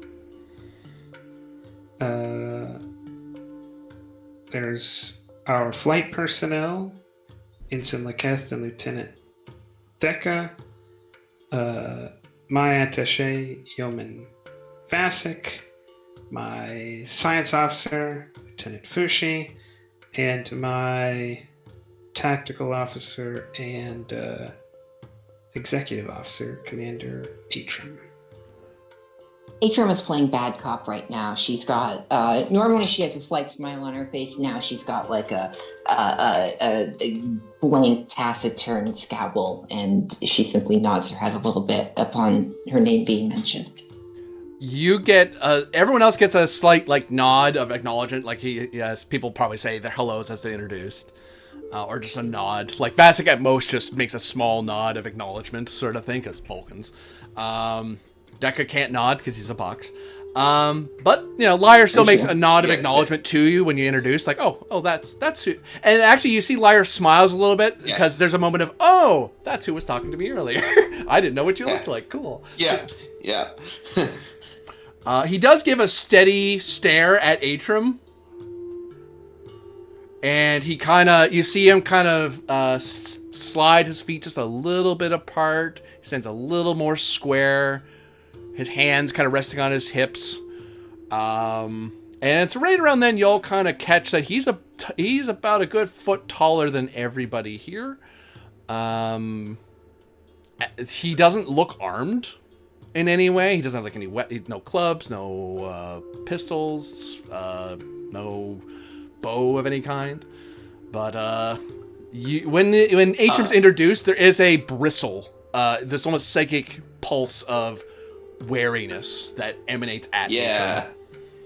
I was wondering what's the psychic vibe I get. I'm not digging or like just empathy doing any just general like vibes. Deka and Atrum, you both get the sense that he is welcoming. He's generally pleased to see all of you.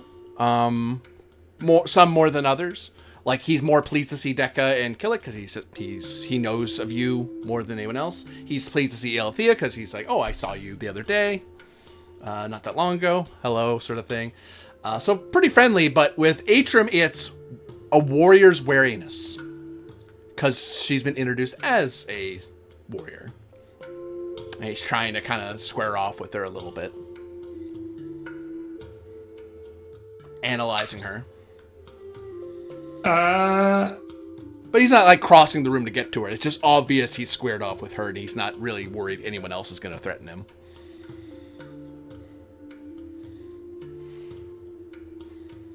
Yeah, I mean, she's not going to do anything. The count, and in case it highlights anything, the captain's reasoning for explicitly calling out she's a tactical officer is kind of like most of the time that doesn't mean anything, but to the people, to Klingons and to others who value martial tradition or who care about it, it really does matter. So it's like I'm going to call it out because you probably don't care, but if you care, you really care. Yeah. Mm-hmm. You, Atrum, you get a psychic pulse from him of harm no one and you shall not be harmed. Harm anyone and I will harm you.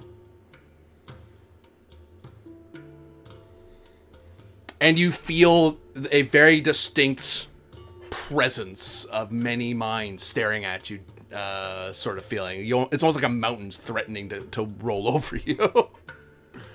Do I pick up on that, or yeah, sort of like seeing a storm cloud on the horizon. Like, you're not in the storm, but that's pretty big. It's kind of hard to miss. Yeah, Atrum is going to feel all of that and give him a nod and say, understood. And then he just nods as you feel him kind of... If he's a psychic at all, he's probably empathic, so you're not deceiving him, and your character is not known for being especially violent, so that comes across quite easily. Well... and all the energy just kind of falls away from him, like he's like, okay, not worried anymore, sort of thing. If possible, the captain... would like to have and to offer, if it costs momentum or a roll, a medallion struck out of material left over from the first set of hull plating cast for the Bonaventure, since he was involved in fitting her out.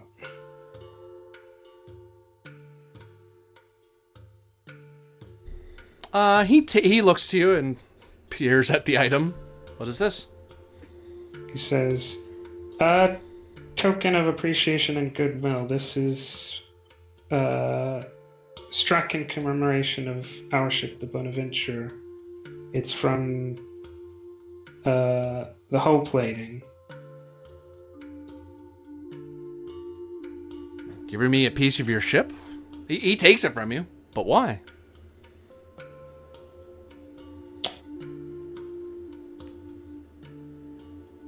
Some people are not sentimental, but I've encountered those who are and who wish to have a token or an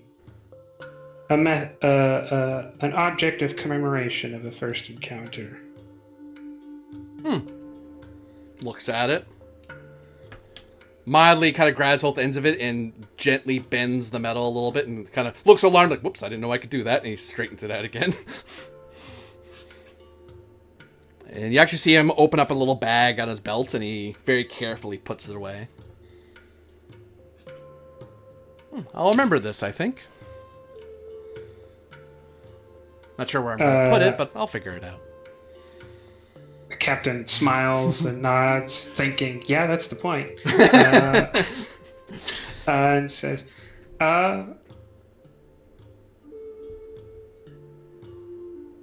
We are amenable to any agenda you have, whether it be to be forward and have formal talks now, or whether you wish to participate in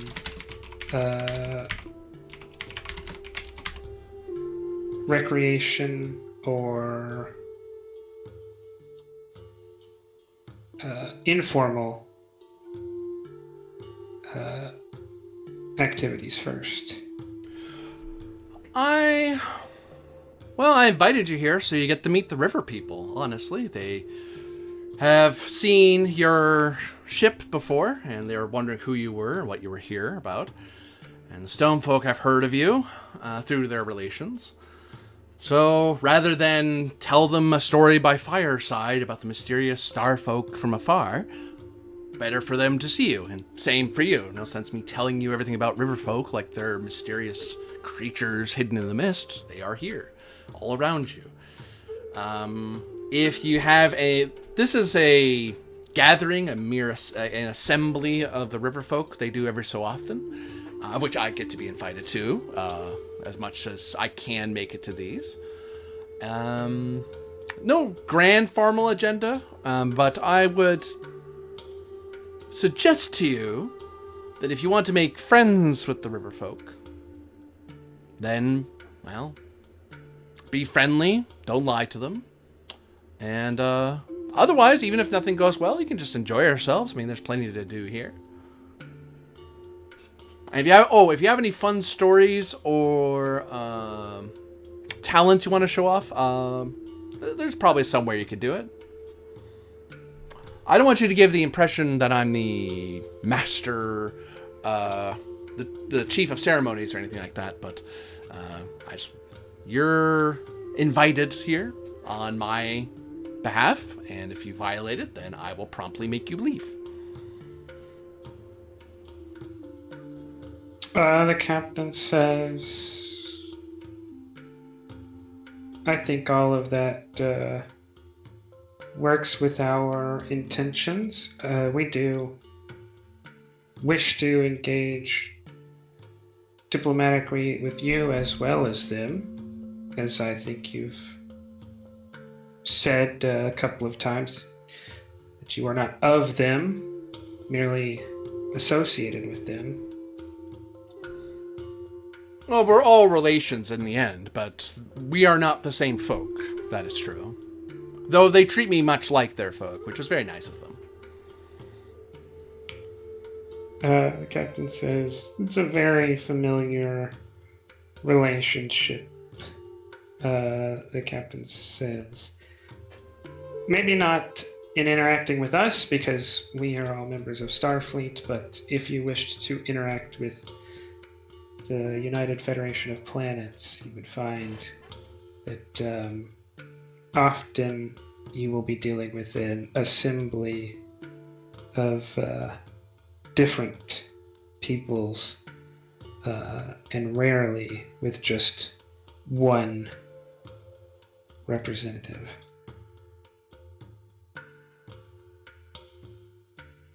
Says the officer cadre assembled.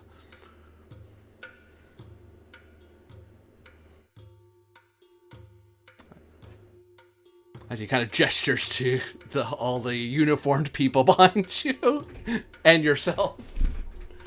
As everyone around here is just a lot more casually in various colors. The red blazers you're all wearing, the red surges you're all wearing is kind of highlighting you. Especially with the Federation's particularly militant cut.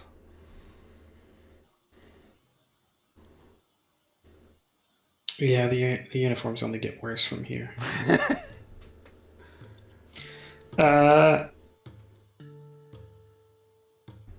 Kellic will turn to the Commodore and say, I imagine, Commodore, you'll be wanting to meet with the river folk. Any of my personnel are at your disposal, of course. As since the Commodore has been letting Killick do most of the speaking. Killick is trying to two birds with two different stones, I guess. Fire the Commodore at the river folk, and the captain is gonna latch on to Lyre for diplomatic purposes. Starting with general, well, what are you doing? And let me get involved in what you're doing. And, 2 hours of conversation later, oh, let's talk about this diplomatic thing. Mm-hmm. So for everyone else, you, whether you're helping the Commodore or the captain is up to you. Because the Commodore will basically pick out people, narratively speaking, she'll pick out people who she knows will be of help to her speaking with. In her words, whoever the chief is here, because Lyre is of no help and does not point this out to anybody. And it's like, well, I can just find who they are and I'll speak with whoever their leader is. If it's not him, then they must have some sort of leader or council of leaders. So Yeah. I'm gonna go seek out. She's gonna be looking for them. She's perfectly fine with some people sticking with the captain to help him with Lyre, or she's perfectly fine with people going around just learning about the Riverfolk. Nothing quite so formal, but more in that sort of sense of she'll point out you and you with me, and then she walks off, and with the unspoken rule of any first contact of learn what you can, sort of. If I haven't given you a job, then make yourself useful. Yeah. Does the Commodore point for anybody in particular to join her, or just? It's up to you guys who she points at. If you want to go with her, then she points at your character to go, you with me. Cool. Yeah, the doctor will end up going with her, I think.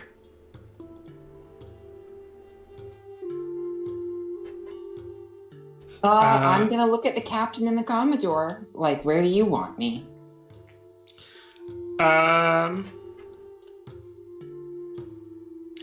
You know what? The captain is only got 0.5% of that whole standoff. So the captain, as Lyre goes back to doing something, Killick starts to help her, or just talk about, oh, you do this, oh, we do that, kind of thing. Like motion to Atrum and say, give me help with this, give me a hand with this, Commander. Okay. At most, the Commodore will look at you, Atrum, out of sheer, like, because she knows your security, so it's like, are you okay with me going this way? Do you have do you oppose the flag officer going this way? No? Cool, bye. Bye. I love I'm this. sure even if I had opened my mouth with an objection, she would have just said, you've been heard, Commander, and then walked away anyways. We give the Commodore gives us permission to be on the planet. We give the Commodore permission to walk around without security. We're all just giving each other permission until something goes wrong. Hopefully nothing goes wrong and Starfleet doesn't care at all. But But it is kind of does go wrong and it becomes a lawsuit. Yeah. You're starting to get the feeling that Commodore Hearn was probably the kind of captain who left the ship quite frequently, much to Starfleet's annoyance. Stop doing that. What? It works. And they went, fine, it's working.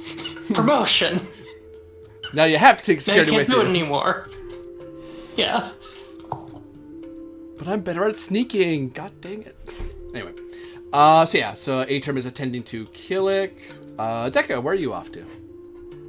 And like Kath will come with you because you're both navigation. It's like, I'll carry you wherever you want, man. I don't mind. I guess, even though we've come down to this planet, I suppose I'm interested in the ship that's over here. So you'll wander over to the shoreline. Oh, as Dick and Laketh start to look away, the captain will walk over to them real quickly before they walk away, and say, just to them, I think it might be worth it to, let perhaps share our technology on subspace communication. Of course, the Commodore's gonna have to approve that, but if y'all are going over there, just without doing anything that would make them uncomfortable, see about the feasibility of integrating subspace communications. Of course, anything that involves the manipulation of subspace falls under the Prime Directive, so I want to know the relevant details. Of course, Captain. Although, all things considered,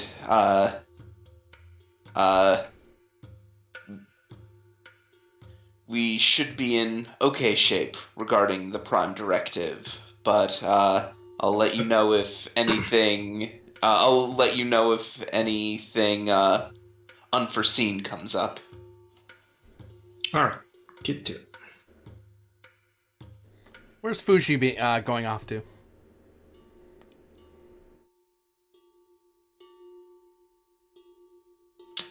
Let's leave Fushi with the captain and the commander, maybe? Sure. All right. So I'm going to treat this as 3 separate scenes, as you're all kind of splaying out across the gathering and doing your various ways of interacting with these people. And we'll focus, which will ding this down a bit, because we focus first on... We'll do the first scene with Dekka. Dekka hasn't done a ton yet. Dekka and Laketh. Yeah, you notice, the two of you notice as you're walking close to the water that the ships are slowly moving, not super fast, but like just gently gliding around through the water. There's people who are hanging about, who look over in your direction that see you approaching, and then they just look back to what they're doing, unless you approach anyone in particular. One person, there's only one person, well, 2 creatures really, but one person who's actually like on the edge of the water who's looking out and observing the boats. Everyone else is just kind of like, this is a place to hang out and talk. They don't really care about the ships all that much. And there seems to be a cat who's very, very intrigued and about the water. You can see, now that you're a lot closer, that there's lots of little motes of light coming out of the water around the ships. That almost seems like there's an extra firefly-like glow around all the ships out there.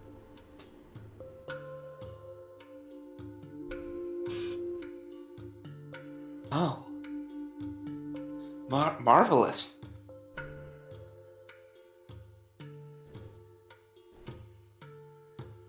Whoever wants to play with Keth, feel free to chime in. Yep. Yes, it is very pretty. Hello. Who do you psychically hello to? Presumably whoever's over here by the river. The woman kind of looks over her shoulder.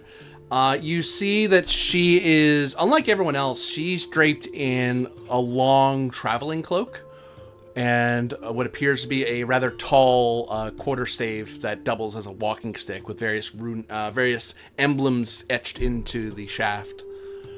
She also seems to be wearing a necklace that has various beads in various colors. And you see that a reoccurring motif of a bird, some sort of avian in her clothing. And did you vocalize at her, or did you psychically say something to her? I suppose vocalize. She'll look over. Hello. You're not river folk. I assume you're guests of Lyre? Yes, I am Lieutenant Dekka, and this is Ensign Laketh. Yeah, Laketh, nods his head and taps the box upon being announced. Nice to meet you. She turns to face you, the both of you, and she bows her head a little bit and raises it. Is there any way I can be assistance to those who travel the stars? Well, we were just a bit curious about these, most interesting ships that you have here. Navigation and, the movement of such craft is, our specialty. We're always hoping to learn more from how other species, other cultures arrange their starships.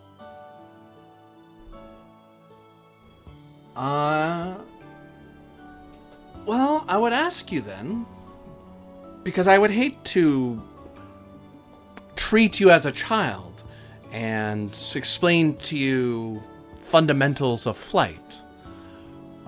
What is it you do know about traveling the stars? And I can tell you how the river folk differ. Well, I can tell you much. After all, the Medusan people, are natural explorers. And our ways, differ quite from, our ways are unique, among many of the spacefaring races of the Federation.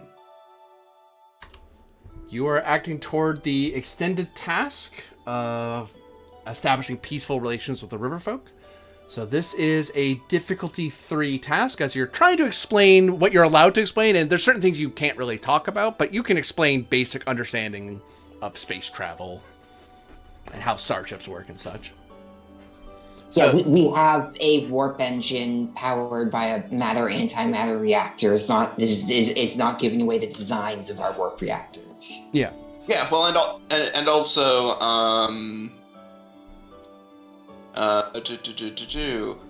keen navigator trait. Yep, you'd probably be a lot more familiar with the topic than some people would be. Yeah. There it is. Right here. Stellar cartography focus.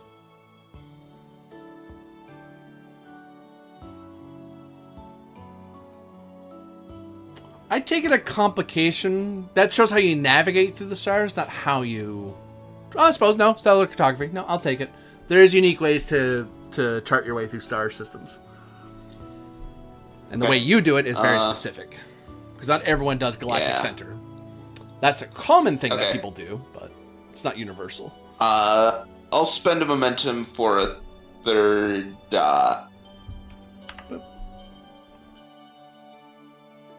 just so I get the reroll. Because now I'm down to diff 2, right? Either diff 2 or resistance 2. Your call. Oh, because how are we doing for resistance? Boop.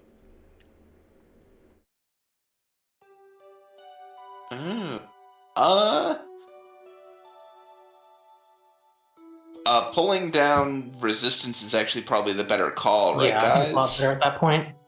Yeah. Okay. Gotta confirm a thing or two.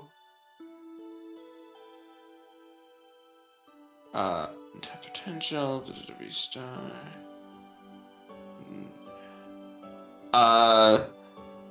Would you consider this a navigation-related task? Yeah, because you're explaining how you navigate, how you travel, stuff like that. Okay.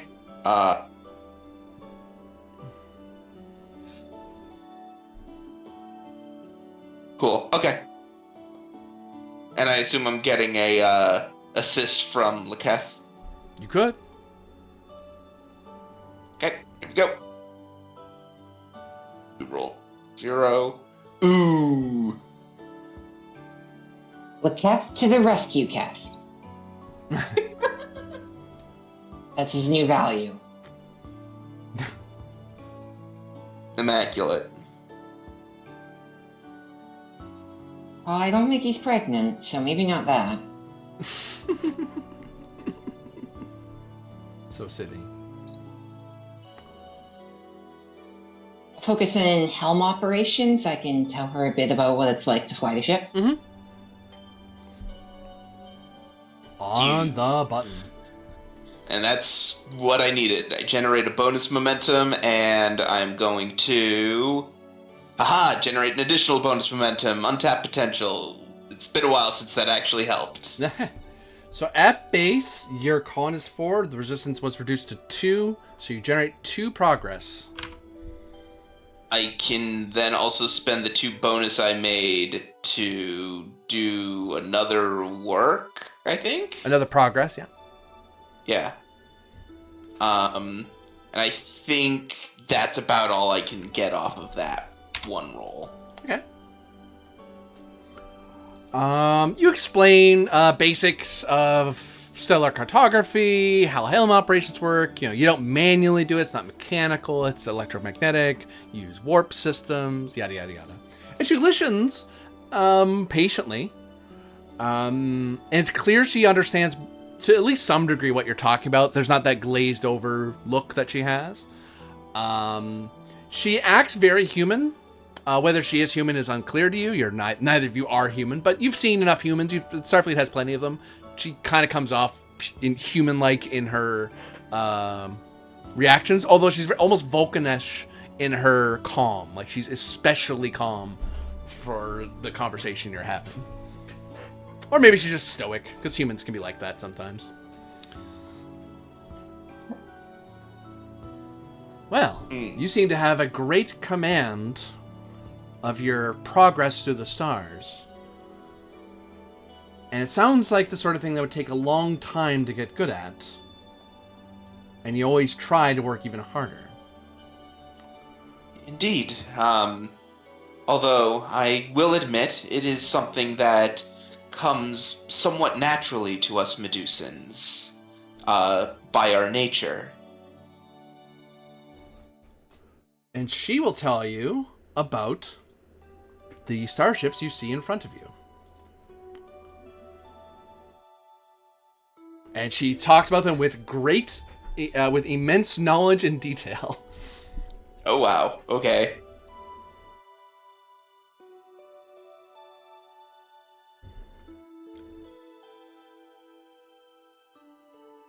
This is a ship of the Masuin, a Okutan craft that allows us to travel through or allows the riverfolk to travel through the great river of stars above.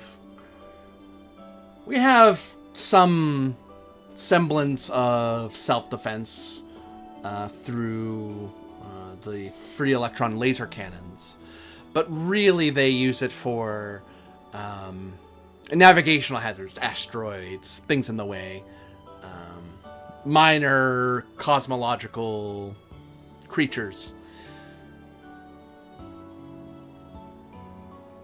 And by and large, the Tull are what the riverfolk use, for they need little else. In these waters, they impel themselves up through the lattice and travel across creation.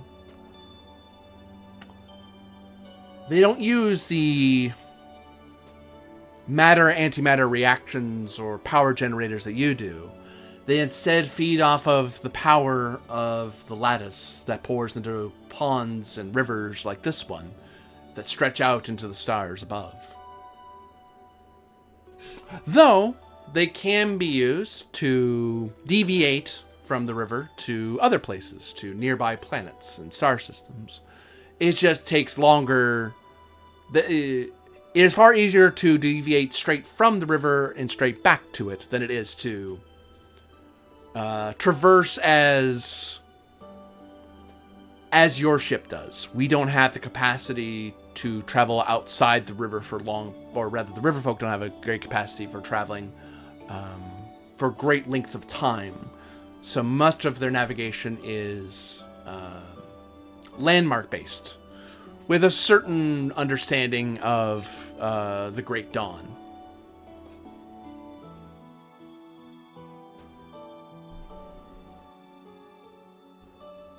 Most fascinating.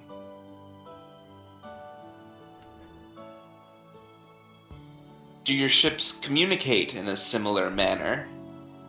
They use the lasers to indicate directionality and position. The ships, given the way they're built, tend to hide from those who mean them harm. But if the ship's sensors, as you would call them, detect attempts of communication, they will try to communicate over light radio. But as you can imagine, the light radios are limited when you're in motion. If one is to communicate, one needs to be mostly stationary or at matching pace, and then communicate through the light radio speed. Though many prefer to speak outside the ships on planets or moons. Have you encountered other methods of propulsion and communication among the stars? It has been seen. People who rip and create the bubbles of subspace, as you call them, to travel. There are stories of those who don't use the river. They make their own river, which we're not entirely sure how they do that. And many travelers who have gone that way have sensed that they are not the sort who answer questions readily. The most common one is your methodology, the one that uses the warp bubble technology rather than the warp impeller system that we use. Yes, that would match with our experiences as well.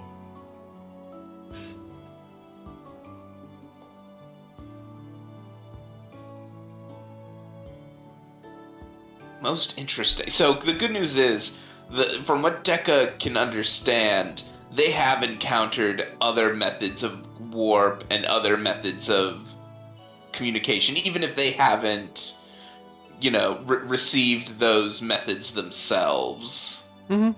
Seems so. That's good, because that was, if I recall correctly, the captain's concern.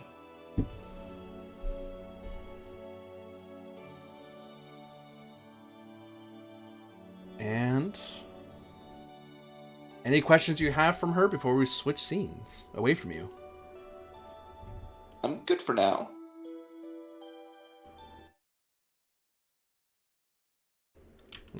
I don't have any. We swing over to the Commodore along with Vasek and Ilthea, whose initial problem as they wander up to the gathering of people is to figure out who the leader is, because there's a lot of people wandering around in the forest, some gathered around, and there's no very clear marker of rank, really. There's old people, there's young people. The most you get is someone asking, "Are you guests of Lyre?" And when the Commodore affirms this, they go, "Oh, okay," and then they leave you alone unless you engage with people. All right, Doctor. Please tell me you can tell who does what among the river folk. But as I recall, you only spoke with the stone folk. I am the forest folk, but yes, the river folk were not there when I was. So, have not encountered them yet. You actually, when you mentioned forest folk, you look around, do you notice some of these creatures that are hanging about? They're moving with an intelligence that you recognize in forest folk. Mm-hmm. I will point that out to the Commodore. I'll say, there's some forest folk here. Kind of nod in a couple directions. And I believe there are definitely stone folk structures as well.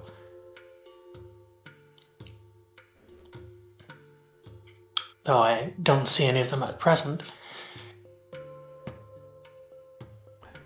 Well then, Commander, what is your recommended course of action? As you can feel the Socratic method creeping in again. Mm-hmm. You're getting the feeling there's a reason she pulled you along. Yeah. Well, we're at a party, aren't we? We should mingle. Introduce ourselves. Vasek, what is your thoughts? I imagine you've been trained somewhat in protocol and etiquette when it comes to dealing with xenological civilizations.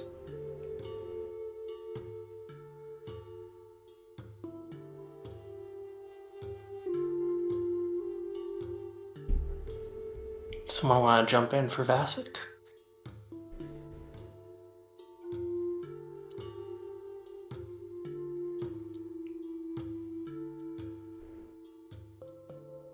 I can do it. What was the question?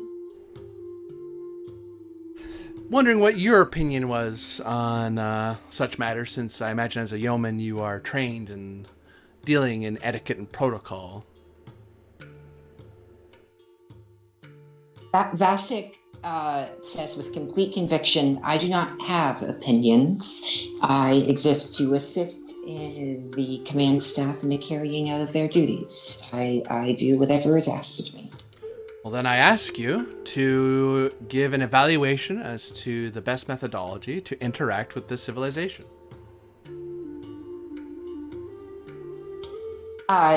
He tilts his head for a moment and Olivia says, chuckled slightly under her breath.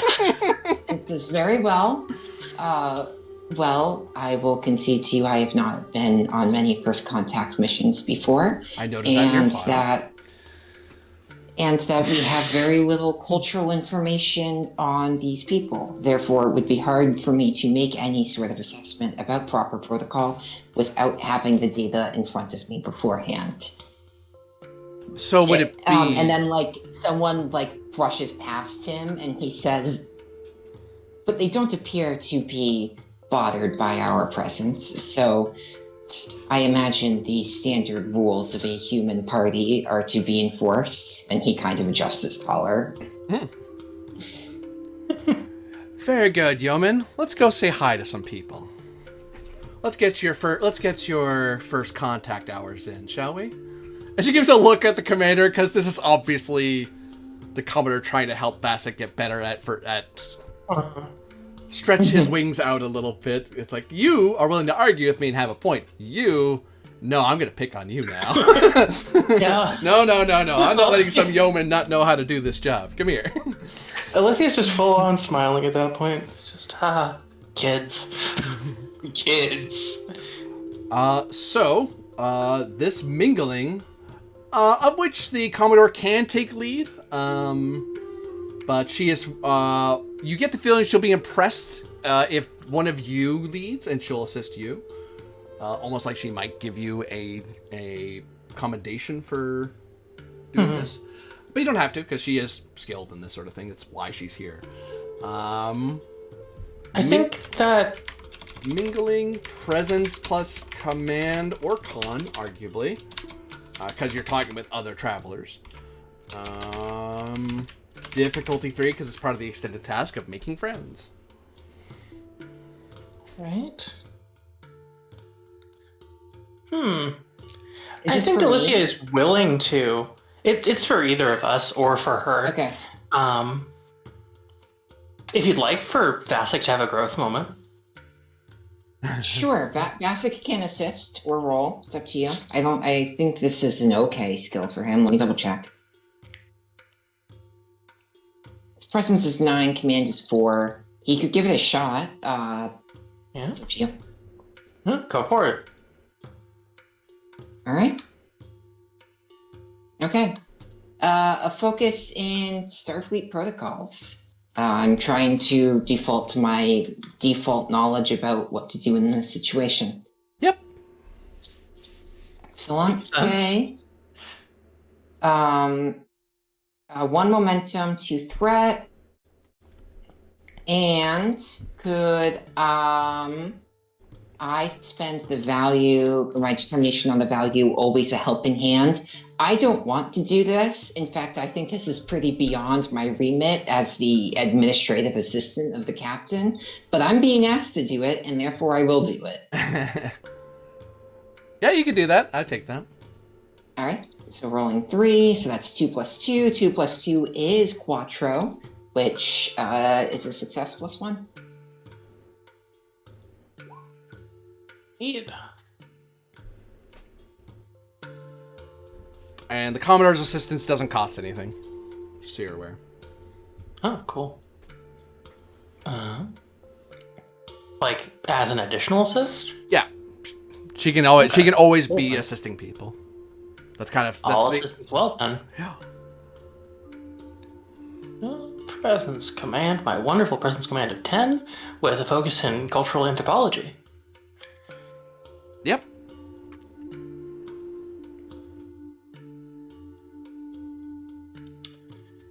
So that's 4 or 5, I believe. So generate 2. Whoopsie. You have a command of 4. The resistance was 3, so you do at least 1 progress. Would you like to spend any momentum to increase your progress, Vasek? Sure, we can spend 1 momentum to increase our progress. It costs 2. Then we shall spend 2. Okay. As Vasek goes around and does his very best mingling, and the Vulcan probably gets into a few moments of that telltale working with humans moment of, there are people who ask like a lot of questions. Oh, what's that? Who are you? Oh, that's neat. What's a Starfleet? And then a kid tugging at your collar, or not your collar, your cuffs, your sleeves. Some of them inviting you to play with them. Some of the adults laughing because it is clear that Vasek.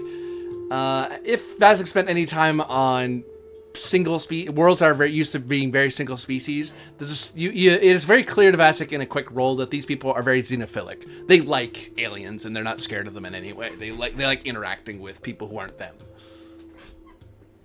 and show a great curiosity. Sometimes for a Vulcan, probably a little too much curiosity. Like, okay, you don't have to learn everything right now. Yeah, Vasek does seem a little overwhelmed, but that's part about growth, is stepping outside of your comfort zone. As he sits around the fire and is attempting to tell a story about what it was like to grow up on a desert planet, and fielding questions about what Vulcan is like. While Vasek is doing this, Alithia is going to let herself get dragged away by some kids who want to play. Oh. Yay. They seem very interested in kicking a ball around, and they keep saying there's rules. There isn't really. It's more there is some sort of childhood agreement of this. These are things we're supposed to do. You're not supposed to shove each other. You're not supposed to kick rocks at each other because, the elders get mad when you do that. But everything else seems to be a lot more fuzzy. It's more about keep away, it seems like, than anything else. Yeah. The rules change a little bit depending on who's got social cachet, I'm sure. And I mean, this may be an experience Alithia has literally had before, because that is basically the description of medieval football. Yeah. That is a description of every pre-modern game of any kind. Yeah. Yeah, I read a book about 12th century English village life, and the description of football was basically just everybody gets together in the town center and there's a ball involved and it involves the whole village, and that's basically the rules. Actually, the rules are, I hope everyone has fun. I'll give you an extra task here, since this is a different group of people you're interacting with. Give me fitness plus con, difficulty 3.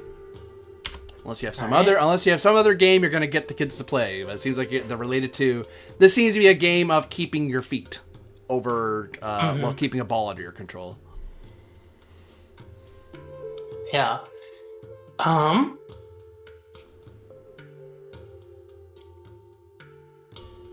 And apparently these kids are pretty good at it. And they're kind of targeting you because you're the adult. And they're like, well, haha, it's us against you. It's like, oh, shoot. Okay. That's kind of an unofficial rule of most of these games, too. Got it. Oh, for sure, yeah. Taking that part in stride, I'm gonna go for the trait Inexhaustible Patience. She's just, laughing along with it, going along with it. Willing to be the person they team up on for this. Difficulty or resistance? What's the resistance at this point? 3. I'll apply that to resistance then.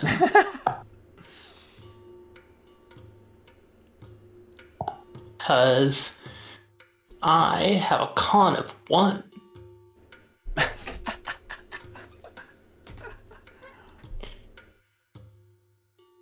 So, I'd like to be able to get some success here. Let's see. Nope, not that. Not that.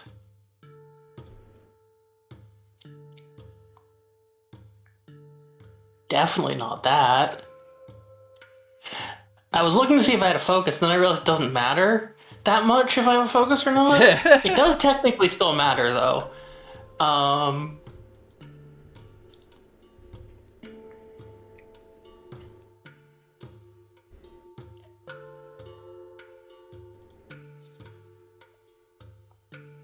Would the focus in cultural anthropology work here? Yeah, because you're familiar with rules. You won't be like, oh, okay, this reminds you of this game and that game. Okay, you kind of get what's going on. You're not spending a lot of time mystified by the rules. Gotcha. It does still matter if I have a focus, because that buys me a reroll. Aha. And I'm not going to try and switch this to something else. It's definitely a con roll. Should I? Nah. I think this mission is Alithia going, I don't have to be good at the thing. So, I will buy a third die with a threat, I think.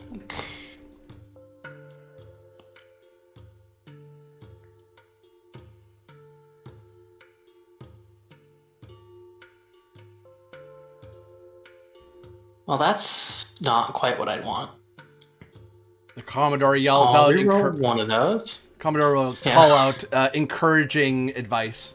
She's not running around, but yeah. Yeah. The encouraging advice was don't get hit by the ball. Yeah. And I got hit by the ball. Huh? What? Bam! Ah! Nope. No success. Yeah, you learn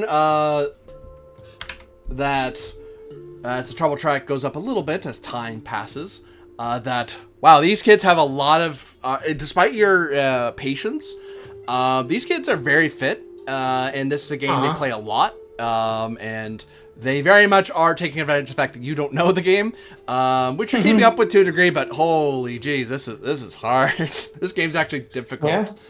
Yeah. But it's a good way to pass time. It's a good way to pass time. And it's also a good way to potentially curry favor with the adults later. Meanwhile, as you get back exhausted from playing with the kids. And they go, yes. That without asking, now can I get reward, is an incredible sentiment. As if the kids needed a guardian beforehand. Not a guardian at all. Okay.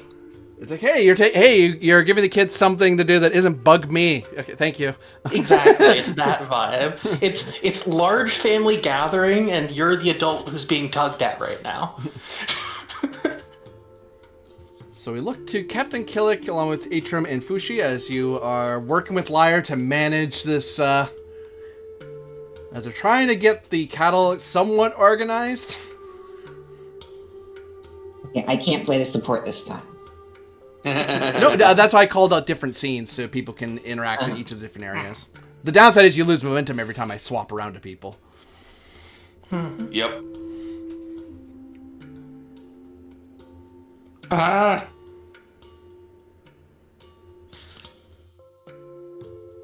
The captain's life mission is personnel organization, so let's organize some personnel.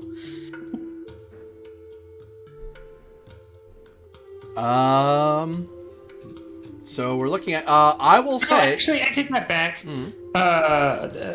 This might be a good time for a lead, kind of a lead from the front, if this could be spun as a fitness command.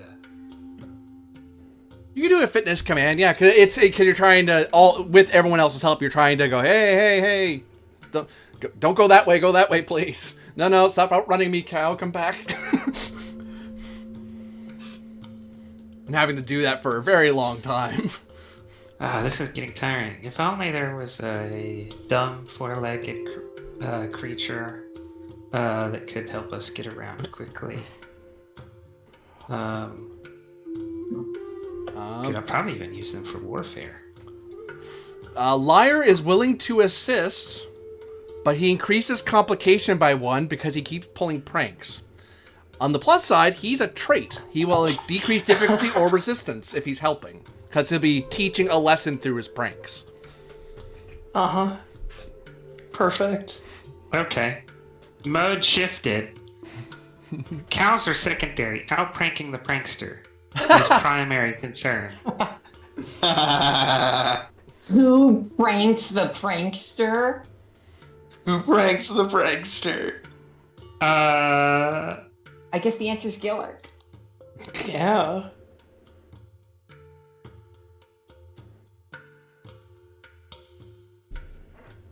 So what might be the task here? That would be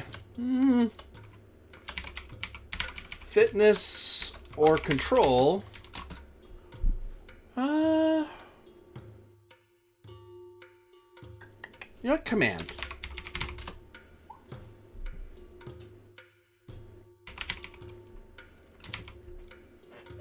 It's same diff because there's a certain level of liars willing to lose if it's funny, sort of thing. It's like if this is really funny, I'm gonna go with it because I'm sort of thing. Like yes, we'll deal with the cattle as well, but this is funnier.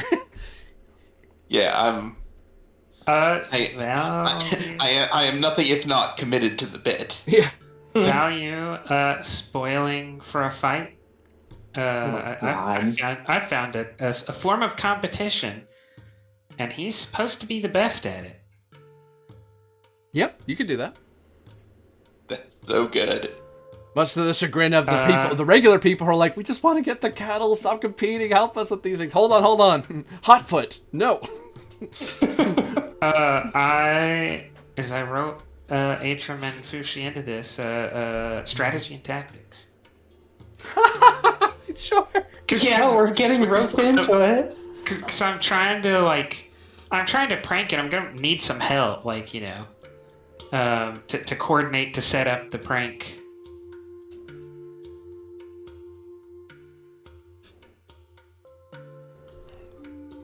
Certainly could.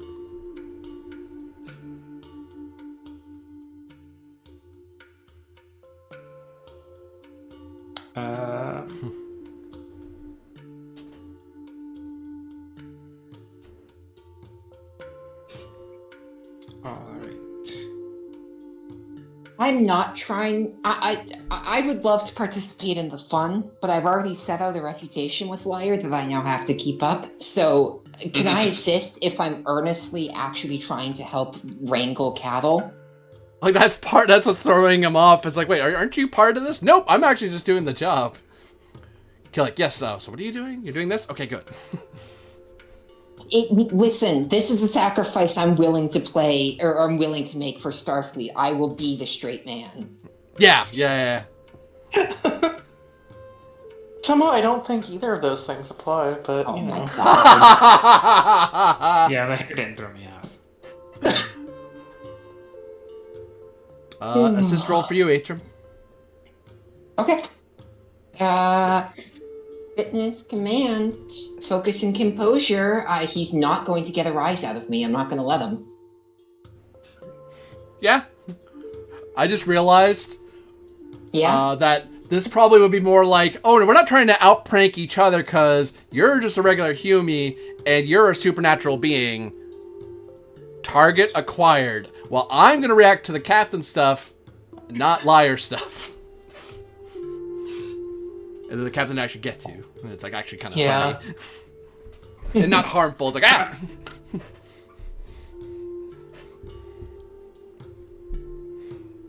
What were you going to say, Killick? Sorry. Oh, is this that me and Liar joining up to prank Atrum? Well, who's the better pranker? Who's better at it? Adrian didn't react when I did my thing. Well, she reacted when I did my thing, so I win. I will come to this understanding of like I try to prank him, and then there's a moment of understanding where like, yeah, but what would be more funny? Yeah. It's like to sacrifice the commander on the altar of diplomacy. To it, do you want to bring the difficulty down or resistance down? Because this is totally something Liar would do. Liar would find this immensely fun. Actually, I might cancel him out because I have to trade a fair dealer. Aw, that's true. Like, I try not to go too far in like embarrassing or pranking the commander, which is kind of going to put a hamper on his. As Liar doesn't seem to care at all. Like, even if she gets hurt, like, there's healers here. She'll be fine. Kevin's like, yeah, the paperwork for I intentionally broke my my Exo's arm for diplomatic progress. That form exists. It's too long. I don't want to deal with it. Then you have to get the Commodore involved, you have to get the doctor involved, and then it's a whole thing. It's like there's a process for it, but who wants to It's too long exclusively because of a certain commander's plot. So like I'm at it because they're cows, right? Like there's a giant rack of barrels of like raw milk or something, and like Atrum's walking by the barrels, and the captain's the Liar's about to knock one off a la Worf style, and the captain's like, no, that's a little too far. What? She'll be fine. She's a warrior. She can take it. No. Like, no, you Empty the barrel. Don't knock off the barrel. Yeah, we can bring her back to life from dead, but we can't fix a broken spine. It's canonically true right now. So true. So command of 5 means you so you hit it on the button, and you have a command of 5, so you do 2 progress. As you and Liar have a bit of fun. No, I spent determination. Oh, sorry. So there's 2 momentum generated. We also get a momentum because I'm human. Yeah, because you did determination. There you go. A regular momentum. Sorry. Could I get a roll on the basis of my on the basis of the fact that I am not reacting to him? You did roll, right? No, I assisted you. I'm in a main roll of my own. A main roll of your own, I'd probably take it as you actually doing what you're all supposed to be here for. Yeah. Because there's like 3 other people who are like, we're trying. Could you 2 stop playing and help us with the damn cattle? Yeah. This is what every day at a job is like. Your coworkers are trying to goof off, and you're like, I'm trying to do something here. Yes, haha, there's milk on my shoulder. That's very funny. Now, could you help me with the calf over there? Listen, I'm not the one who starves in the winter if these cows don't get milked, okay? Okay. So what would be a role to wrangle cattle in Star Trek Adventures, a game that was not designed with the For expectation? wrangling cattle? Yeah. It's not Fitness called security? Cattle Yeah. Adventures. I'd say fitness security or fitness medicine. Okay, fitness security. A focus in empathy. I know how to guide the cattle in a polite manner. You can probably get if something's scared or hungry or is looking for its mother, sort of feeling like, that's why you're not doing what I want you to do. No, go over there. Okay, there we go. Okay. Like, oh, I didn't mean to scare you. Sorry. Or yes, be scared. Freaking go that way. Bully of a cow. I'm gonna stare at you, be all mean looking because I'm a bull. Okay, whatever. You're big and scary. Go away. Yeah. I don't care. All right. One threat, 2 momentum, 15 with a focus. We're gonna make some magic happen. You know what? I'll take it. I'll take it. This seems dramatically appropriate, so I will take it. Funny enough, Liar is willing to still help and actually do the job while he's messing around, because the cow do need to be taken care of. He could help. Just case assist subtract from my total. No, he could actually pull down the difficulty or the resistance, although I imagine you want difficulty since you didn't make the roll. Well, I was going to ask if Fushi could assist with this one, since... Fushi could, yep. He didn't assist previously. Cool. Fushi totally could. Expedition Expert is a focus? Yeah. Because, yeah. I have an idea of what would happen to Atrim if this sounds like a prank that went too far if she fails. Isn't it funny the bull charged her? Not really, Liar. I thought it was funny. For actually like trying to direct the flow of a large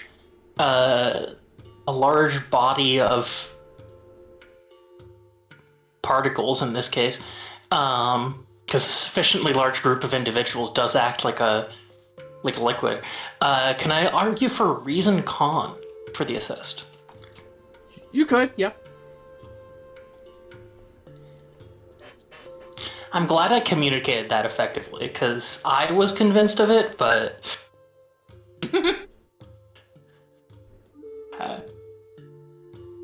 Oh, there you go. There we go. 2 from Fushi. Generate a momentum. Is that a comp or a threat? Atrim. Complication. Okay. So first off, you have 5 security versus 3, so you generate 2 progress. Couldn't we apply Liar's assist to resistance? You could. Do you? It could be resistance, could be difficulty. I think resistance would get us more at this point. Yeah, we'll do resistance. So, you get your first breakthrough. Resistance will go down.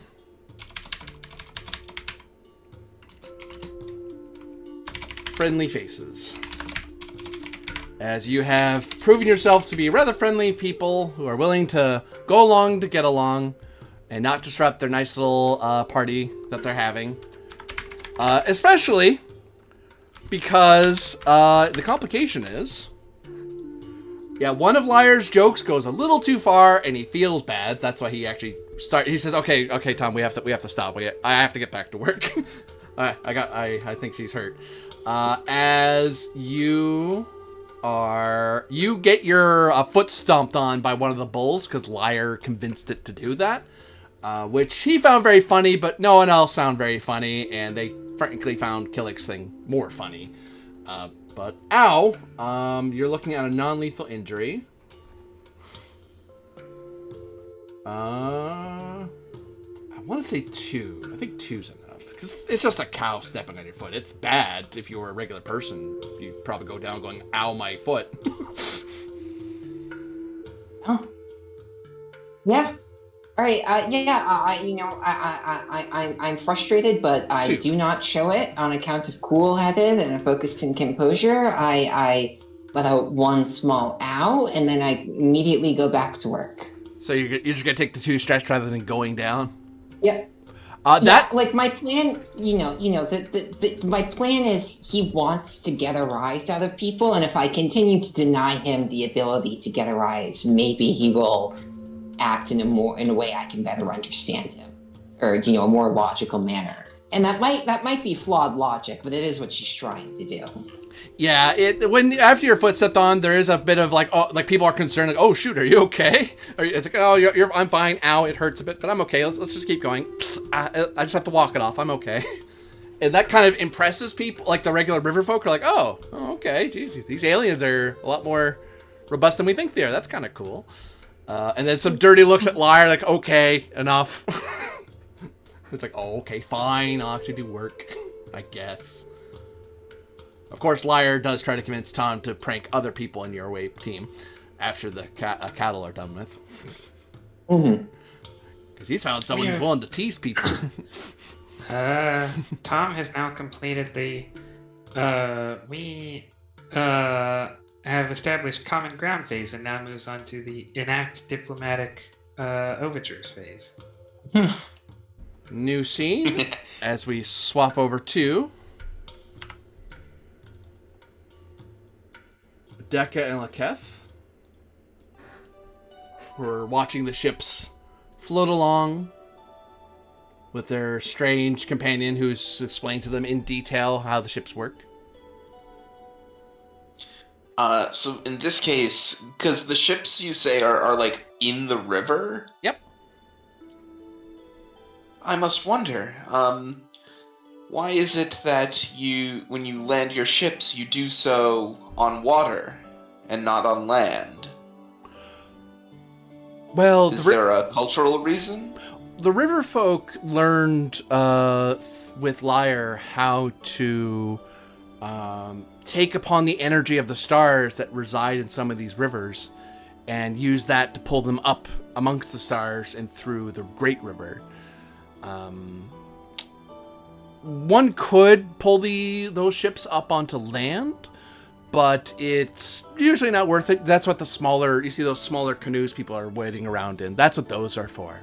They're, and no one's really found a need otherwise. It's just an extra bit of machinery. Although I have heard of some crews, if they're going from one pond to another, they actually lift out the whole ship bodily and walk it over. Though I think they use the bigger they've gotten, they've started pulling out like tools, long bits of wood or bits of gravitic plating to kind of hover it along the ground a bit. You know, it's kind of hot swapping it, pulling the rear one most forward and then just slowly pushing it along. The Liar says he can carry one of these on his head. I believe him, but most people aren't Liar. So what is the benefit of the water? Does it provide a mechanical benefit to the ship, or is it purely symbolic? It cools a lot of the parts after going through the Great River because it generates a lot of heat, so that allows it to kind of cool naturally. It also acts as a pretty good landing surface, and all these ships, sometimes they use these ships to go up and down the rivers. Here in the lake, it's not so much, but in some of the rivers, they'll use it to traverse the planet, so they don't need more than one vehicle. They can just use the same one. And also, if you see lit areas like this, that means they're connected to the Great River, so you can traverse straight up into it. The impeller catches the river's energy from this place and then pulls them up into the stars. Interesting. Laketh is not following, but he nods along and says, interesting. Insight or reason plus con or engineering, difficulty 3, as you're trying to understand exactly how their technology works. That does sound a little odd, the way she's describing it. She's not being evasive, is that she's talking about stuff that's common sense to her. It's like, that's not how we use starships, so you're gonna have to explain that to us again. Unified field theory, warp theory, helm operations. Unified field theory.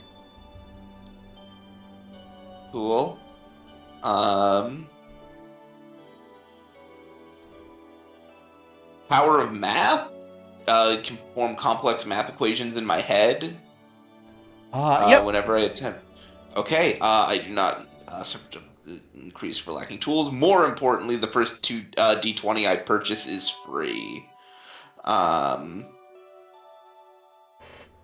Which leaves that one momentum on the board. Although I can't split a die purchase, can I?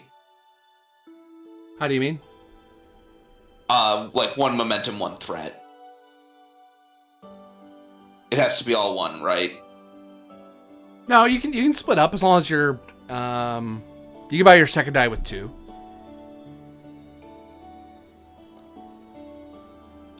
You know what? What? I think I'll hold. I will spend to my instead of buying another die with momentum or threat, I will instead spend to my value wonders abound beyond the next star. Yep. 100%. So I'm rolling 2 dice, no rerolls, but with a focus and 2 hits already on the board. Oh no. I mean, you hit it. Laketh could assist. I did hit it. Yep, Laquef. Oh my god, Laquef is assisting. Laquef. There's so many variations to his name. That's the Klingon cousin. Queth. Lakey I Tiff. will roll d20 to see if I get a bonus. I do.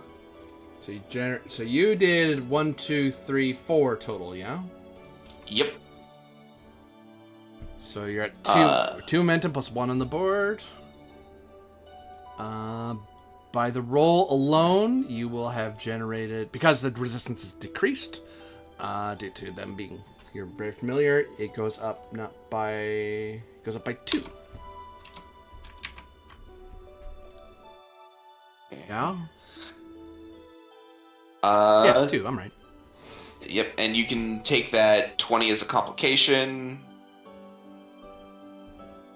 And I will spend the bonus and 1 momentum off the board to... I'm just making sure there's nothing else I got.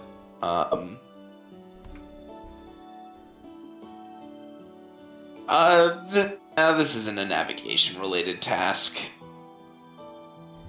So you're just buying another progress? Yeah, I'm just buying another progress. Okay.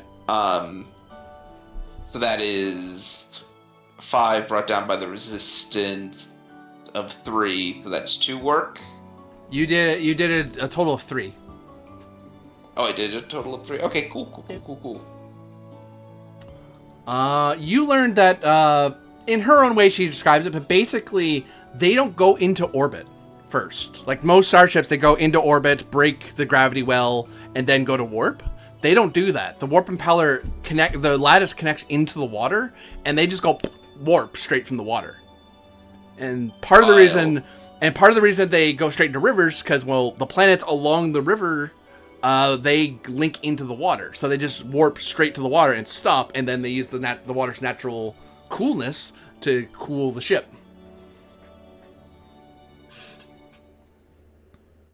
Though in theory, you do the math, they could theoretically land them, but these things are built to be on water. It's like, can you land a seaplane on land? Technically, but good luck getting off the ground again without getting into the water first. Yeah, okay. And to them, it makes perfect sense because the way they travel at faster than light speeds is through the lattice. They've felt no need to travel in any other way because it works.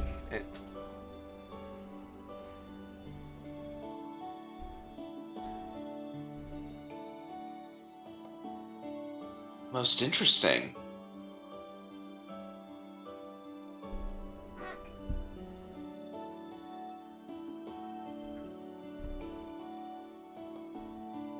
Perhaps someday you'll travel on one of these ships, traverse the stars in a way unfamiliar to you. The cat kind of smiles dumbly and says, "Well, if you're on one of those ships, I'd be happy to take a journey with you." Oh, good lord. These ships, no, I travel in my own way, but I have ridden in them before. Oh? How do you What is travel? your own way? I wait until the sky is dark and the nearest moon is full. And there I reach up my arms and ascend into the light above and traverse where I'm needed.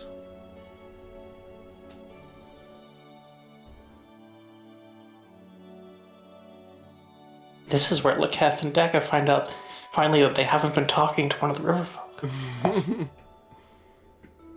Yep. Grammar should have given it away, but you know. Laketh is horribly confused at this point and looks at Dekka. Oh, would you happen to be one of the what is the word? The star folk? I'm not sure I hesitate to call myself Starfolk, for Starfolk come from many places and many stars, but if I were to be a folk, the closest I suppose I would be Starfolk, but I would not call myself that. But it would not be inaccurate to call me that. I mean, I'm more Starfolk than I am Stonefolk. I see.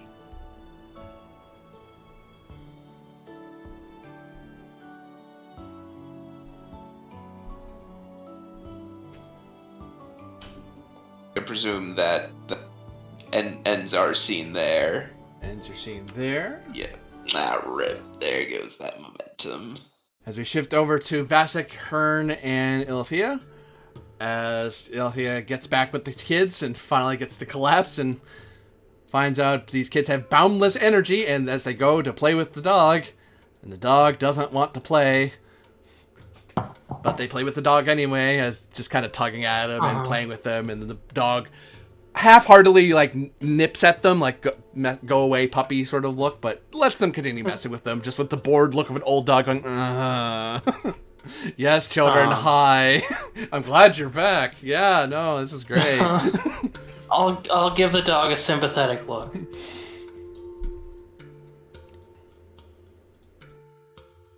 Oh.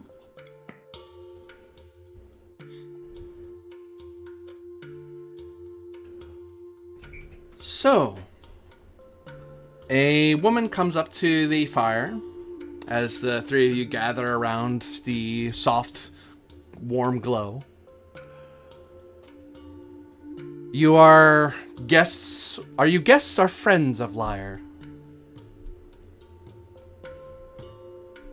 I would not say we have yet become friends, but we were invited, so guests it must be.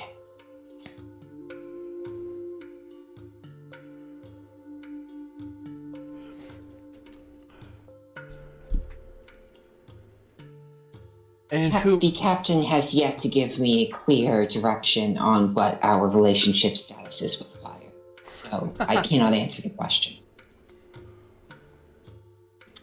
I'm Alithia. I'm a doctor and a healer for the Starship Bonaventure. Commodore Rana Hearn, United Federation of Planets, commander of Survey. The GM has forgotten the name of her own. Survey Expedition Delta. Thank you. Survey Expedition Delta. And I am Vasek. I am, and he kind of fidgets his collar again. And he says, I am an administrative assistant and yeoman aboard USS Andromeda. Oh, Bonaventure. That one. Listen, we all have our whoopsie. Yeah, for sure. We're doing great. I am Blue Sky, envoy of the River People, and I've been tasked to observe your little band of sailors to see how you're going to treat with our people. You all seem friendly, if a bit familiar at the same time. It seems when one gets far from Turtle Island at the end of the day, one is still from Turtle Island. In some cases. As she gives a meaningful look into Killick's direction and Lyre's direction, as Lyre seems to be egging Tom to do yet another prank, and other people are like, Cow, for the love of God, we need to be done before nightfall. Yeah. Please help. And Alithia will say, some of us quite literally are. So, I wonder what you are hoping to do in this region of space, these stars in the light of the great dawn. The Commodore gives you a look, Ilithia, like, I don't know what that means sort of look. Like, almost a look of, did your translator catch that sort of look? Also, you know more about river people than she does, sort of look. Yeah. The light of the great dawn. Right. And she'll kind of nod to Blue Sky and then turn slightly to Commodore Hearn. I believe the translator is translating a little literally there, but as I understand it, that would be the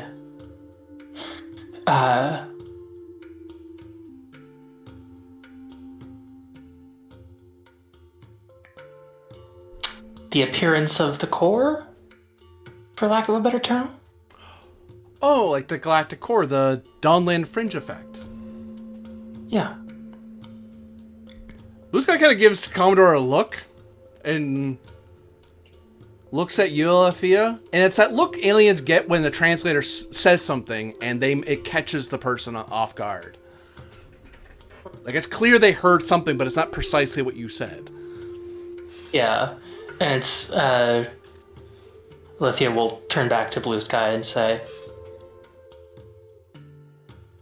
translators being what they are, I hope I've communicated effectively.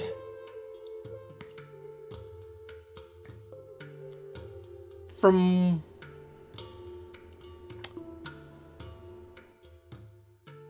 we've been told by Fireside of Liar's interactions with your Starfleet, and that you seem and profess intentions to explore. I wonder if that is actually true in your hearts, or if you're merely saying what would sound nice for us to hear.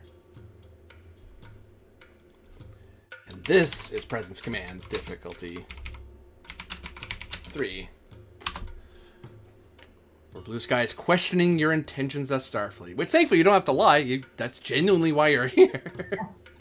Mm-hmm. I mean, colonization's part of it. That's why it's a little difficult, and the Commodore's a little... She'll take lead, but there's a certain level of... That's half true, and I don't know how well you people are going to take to us saying we'd like to colonize as well. Like, that's probably not going to go... That may not go terribly well. Yeah. Okay. I'll try and play at this, I think. Let's see. Focus.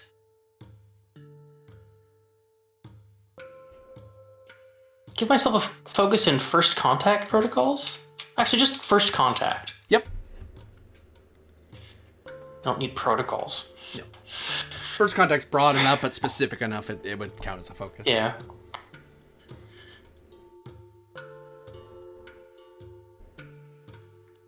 And let's see, command and presence. Wow, we're really pulling at all my strong stats right now. Hey, the Commodore's willing to do it. Yeah, but that's less interesting.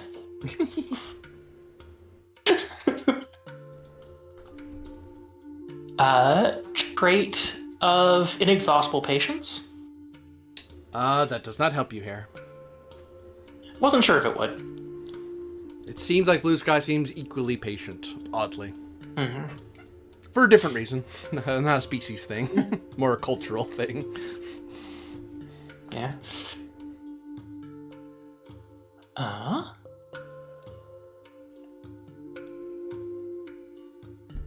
Nope, I don't think Nobel laureate is going to help me here. Well, there's potentially an argument for it because of what it's in. Actually, there is an argument for it because of what it's in.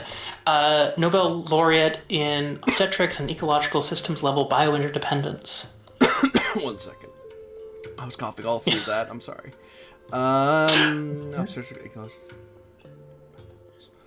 I wouldn't take it, unfortunately. Gotcha.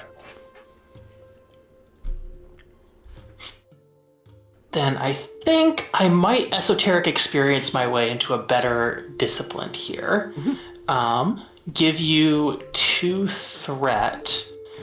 And now I have to figure out how I'm justifying it. The best part of this talent.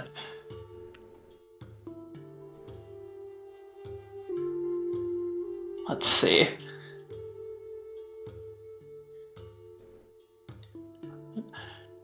I am trying to convince her that we are indeed interested in exploration primarily.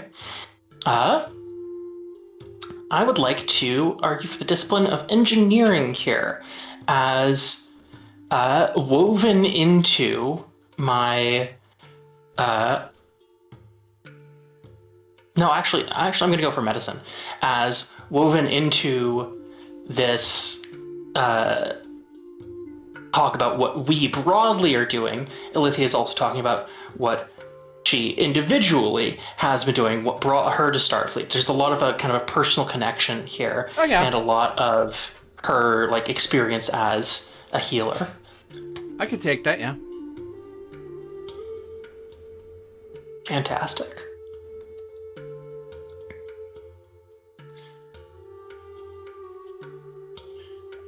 Right, and mission directive is... Yeah, I'm going to spend to mission directive 3, first contact. Oh, yeah, totally. Cool. The standing directives. Standing directives, yeah. You don't pull on those as often, but it's fun when you can. Mm-hmm. And of course, Hearn's going to assist you for free. Vasek is free to assist as well. I will, I think, not buy any additional dice here.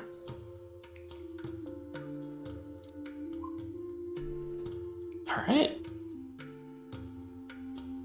So that's 5 hits on the board right now. I should not have had that second die because I spent a point of determination. So that's 4, not 4 5. hits on. Yep. Yep. So generate 1 momentum, unless there's any assistance from Vasek. Boop, boop. We're fine. You have medicine 5, so it increases it by 3 to 16.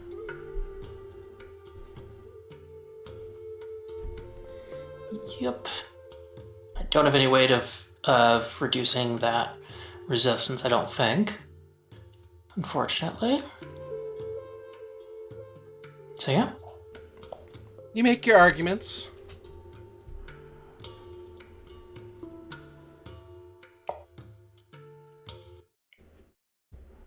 And do your best to convince Blue Sky. The Commodore eventually continues the discussion as she's now realized that Blue Sky is the person she needs to be talking to.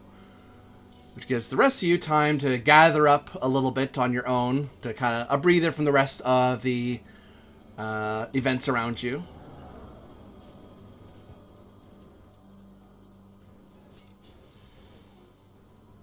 And are there any observations or notes that you wish to share with each other, or any advice you as a group want to give the Commodore as she makes her closing arguments to try to cinch some sort of friendly arrangement with Blue Sky and the river folk?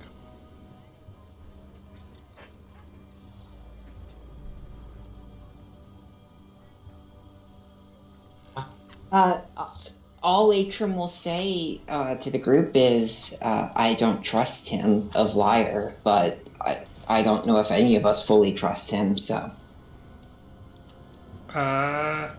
I will note, the captain does see the talks with the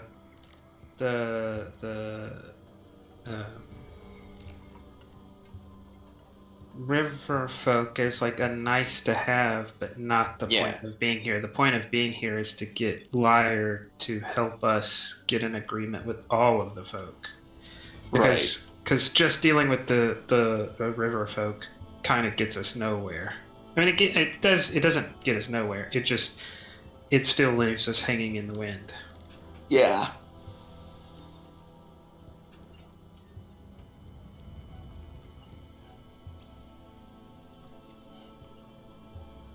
Any thoughts from Dekka or Ilithia? Yeah, no, that was pretty much where I was at. Was that the stuff that Dekka uncovered is nice, but doesn't immediately impact the purpose of this.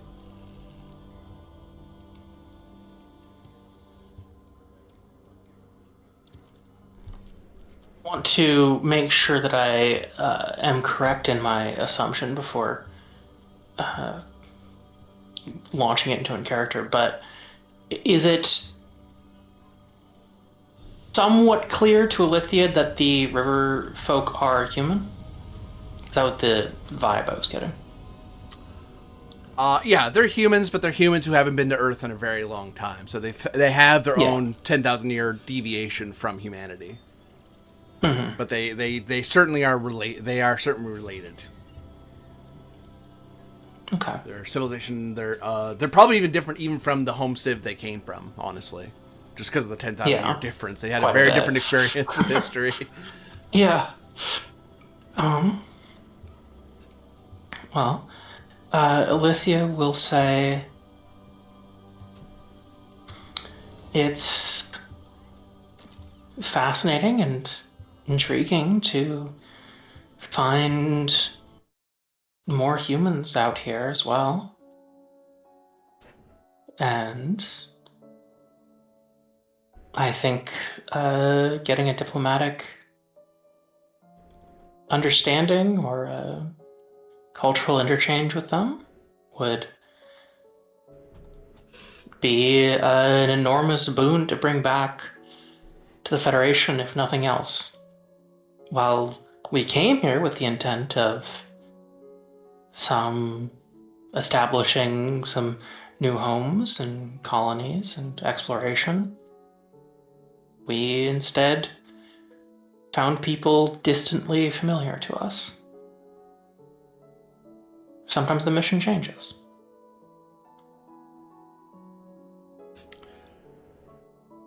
The Commodore walks up and says, "Well, it seems we've made a great impression upon them, and we were being observed this entire time by the envoy Blue Sky over there. For now, it seems they're willing to continue observing us, and let us travel through their claimed space, as it has occurred. As once I got into the particulars of where exactly they claim, in the sense that we and the Federation Council, more importantly, cares about, they claim that which runs along their the lattice, anything along that line, and they don't, as long as we don't violate that, they don't mind if we continue to explore the rest of the sector in the rest of the region.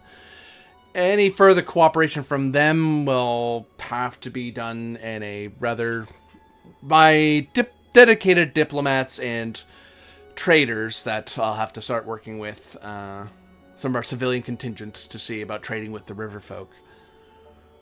But there's one thing of great concern that she brought up.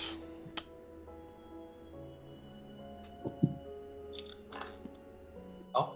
It would seem that these river folk, all the beast folk, the stone folk, and this Lyre, are in conflict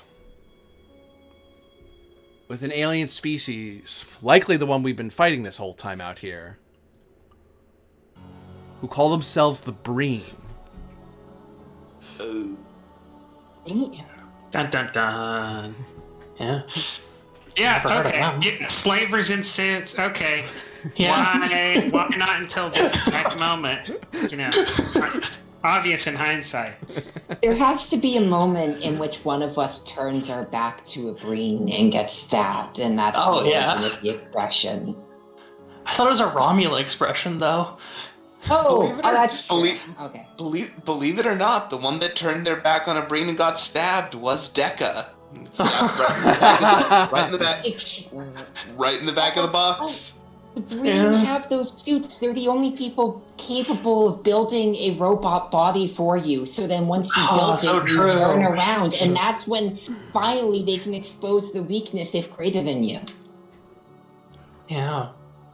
Incredible. So now you're left with the Commodore as well as Survey Expedition Delta are now faced with a possible being involved in a conflict that the Federation probably isn't keen to get into because they were just in a war not that long ago.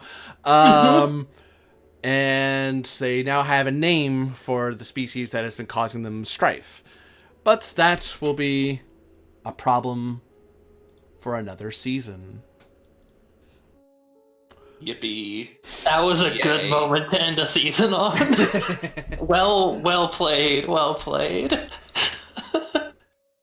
GG. For all of you watching out there, thank you very much for watching. For those of you playing, thank you very much for playing. And we'll see you all in the next season to see how we deal with the Breen in the Dawnland Fringe. Bye.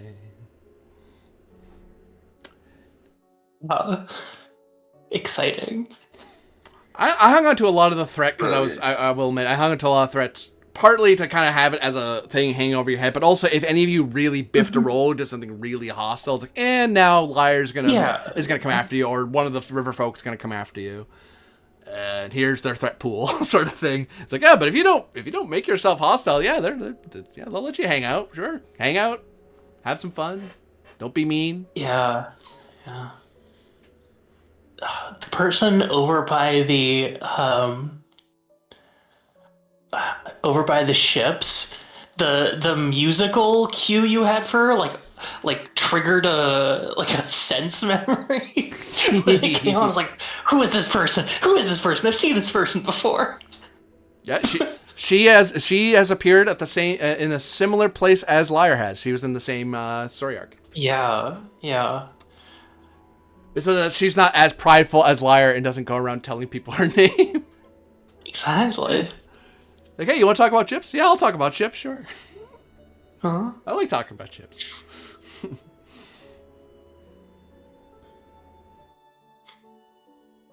Awesome. I was wondering if I was being too vague with the Breen, though. I was like, are they going to clue in that it's a Breen? I don't know. But they may not connect the dots yet until I outright just say it on camera. It's like, dun, dun, dun. I don't think it was too vague. I think it was well done, honestly, because it makes perfect sense in retrospect. It goes, oh, of course it's the Breen. Why didn't we see that? Yeah, Right. Since I came to DS9 post-streaming, so I binged DS9. I mean, it's probably been over 10 years since I did it, but Mhm. the Breen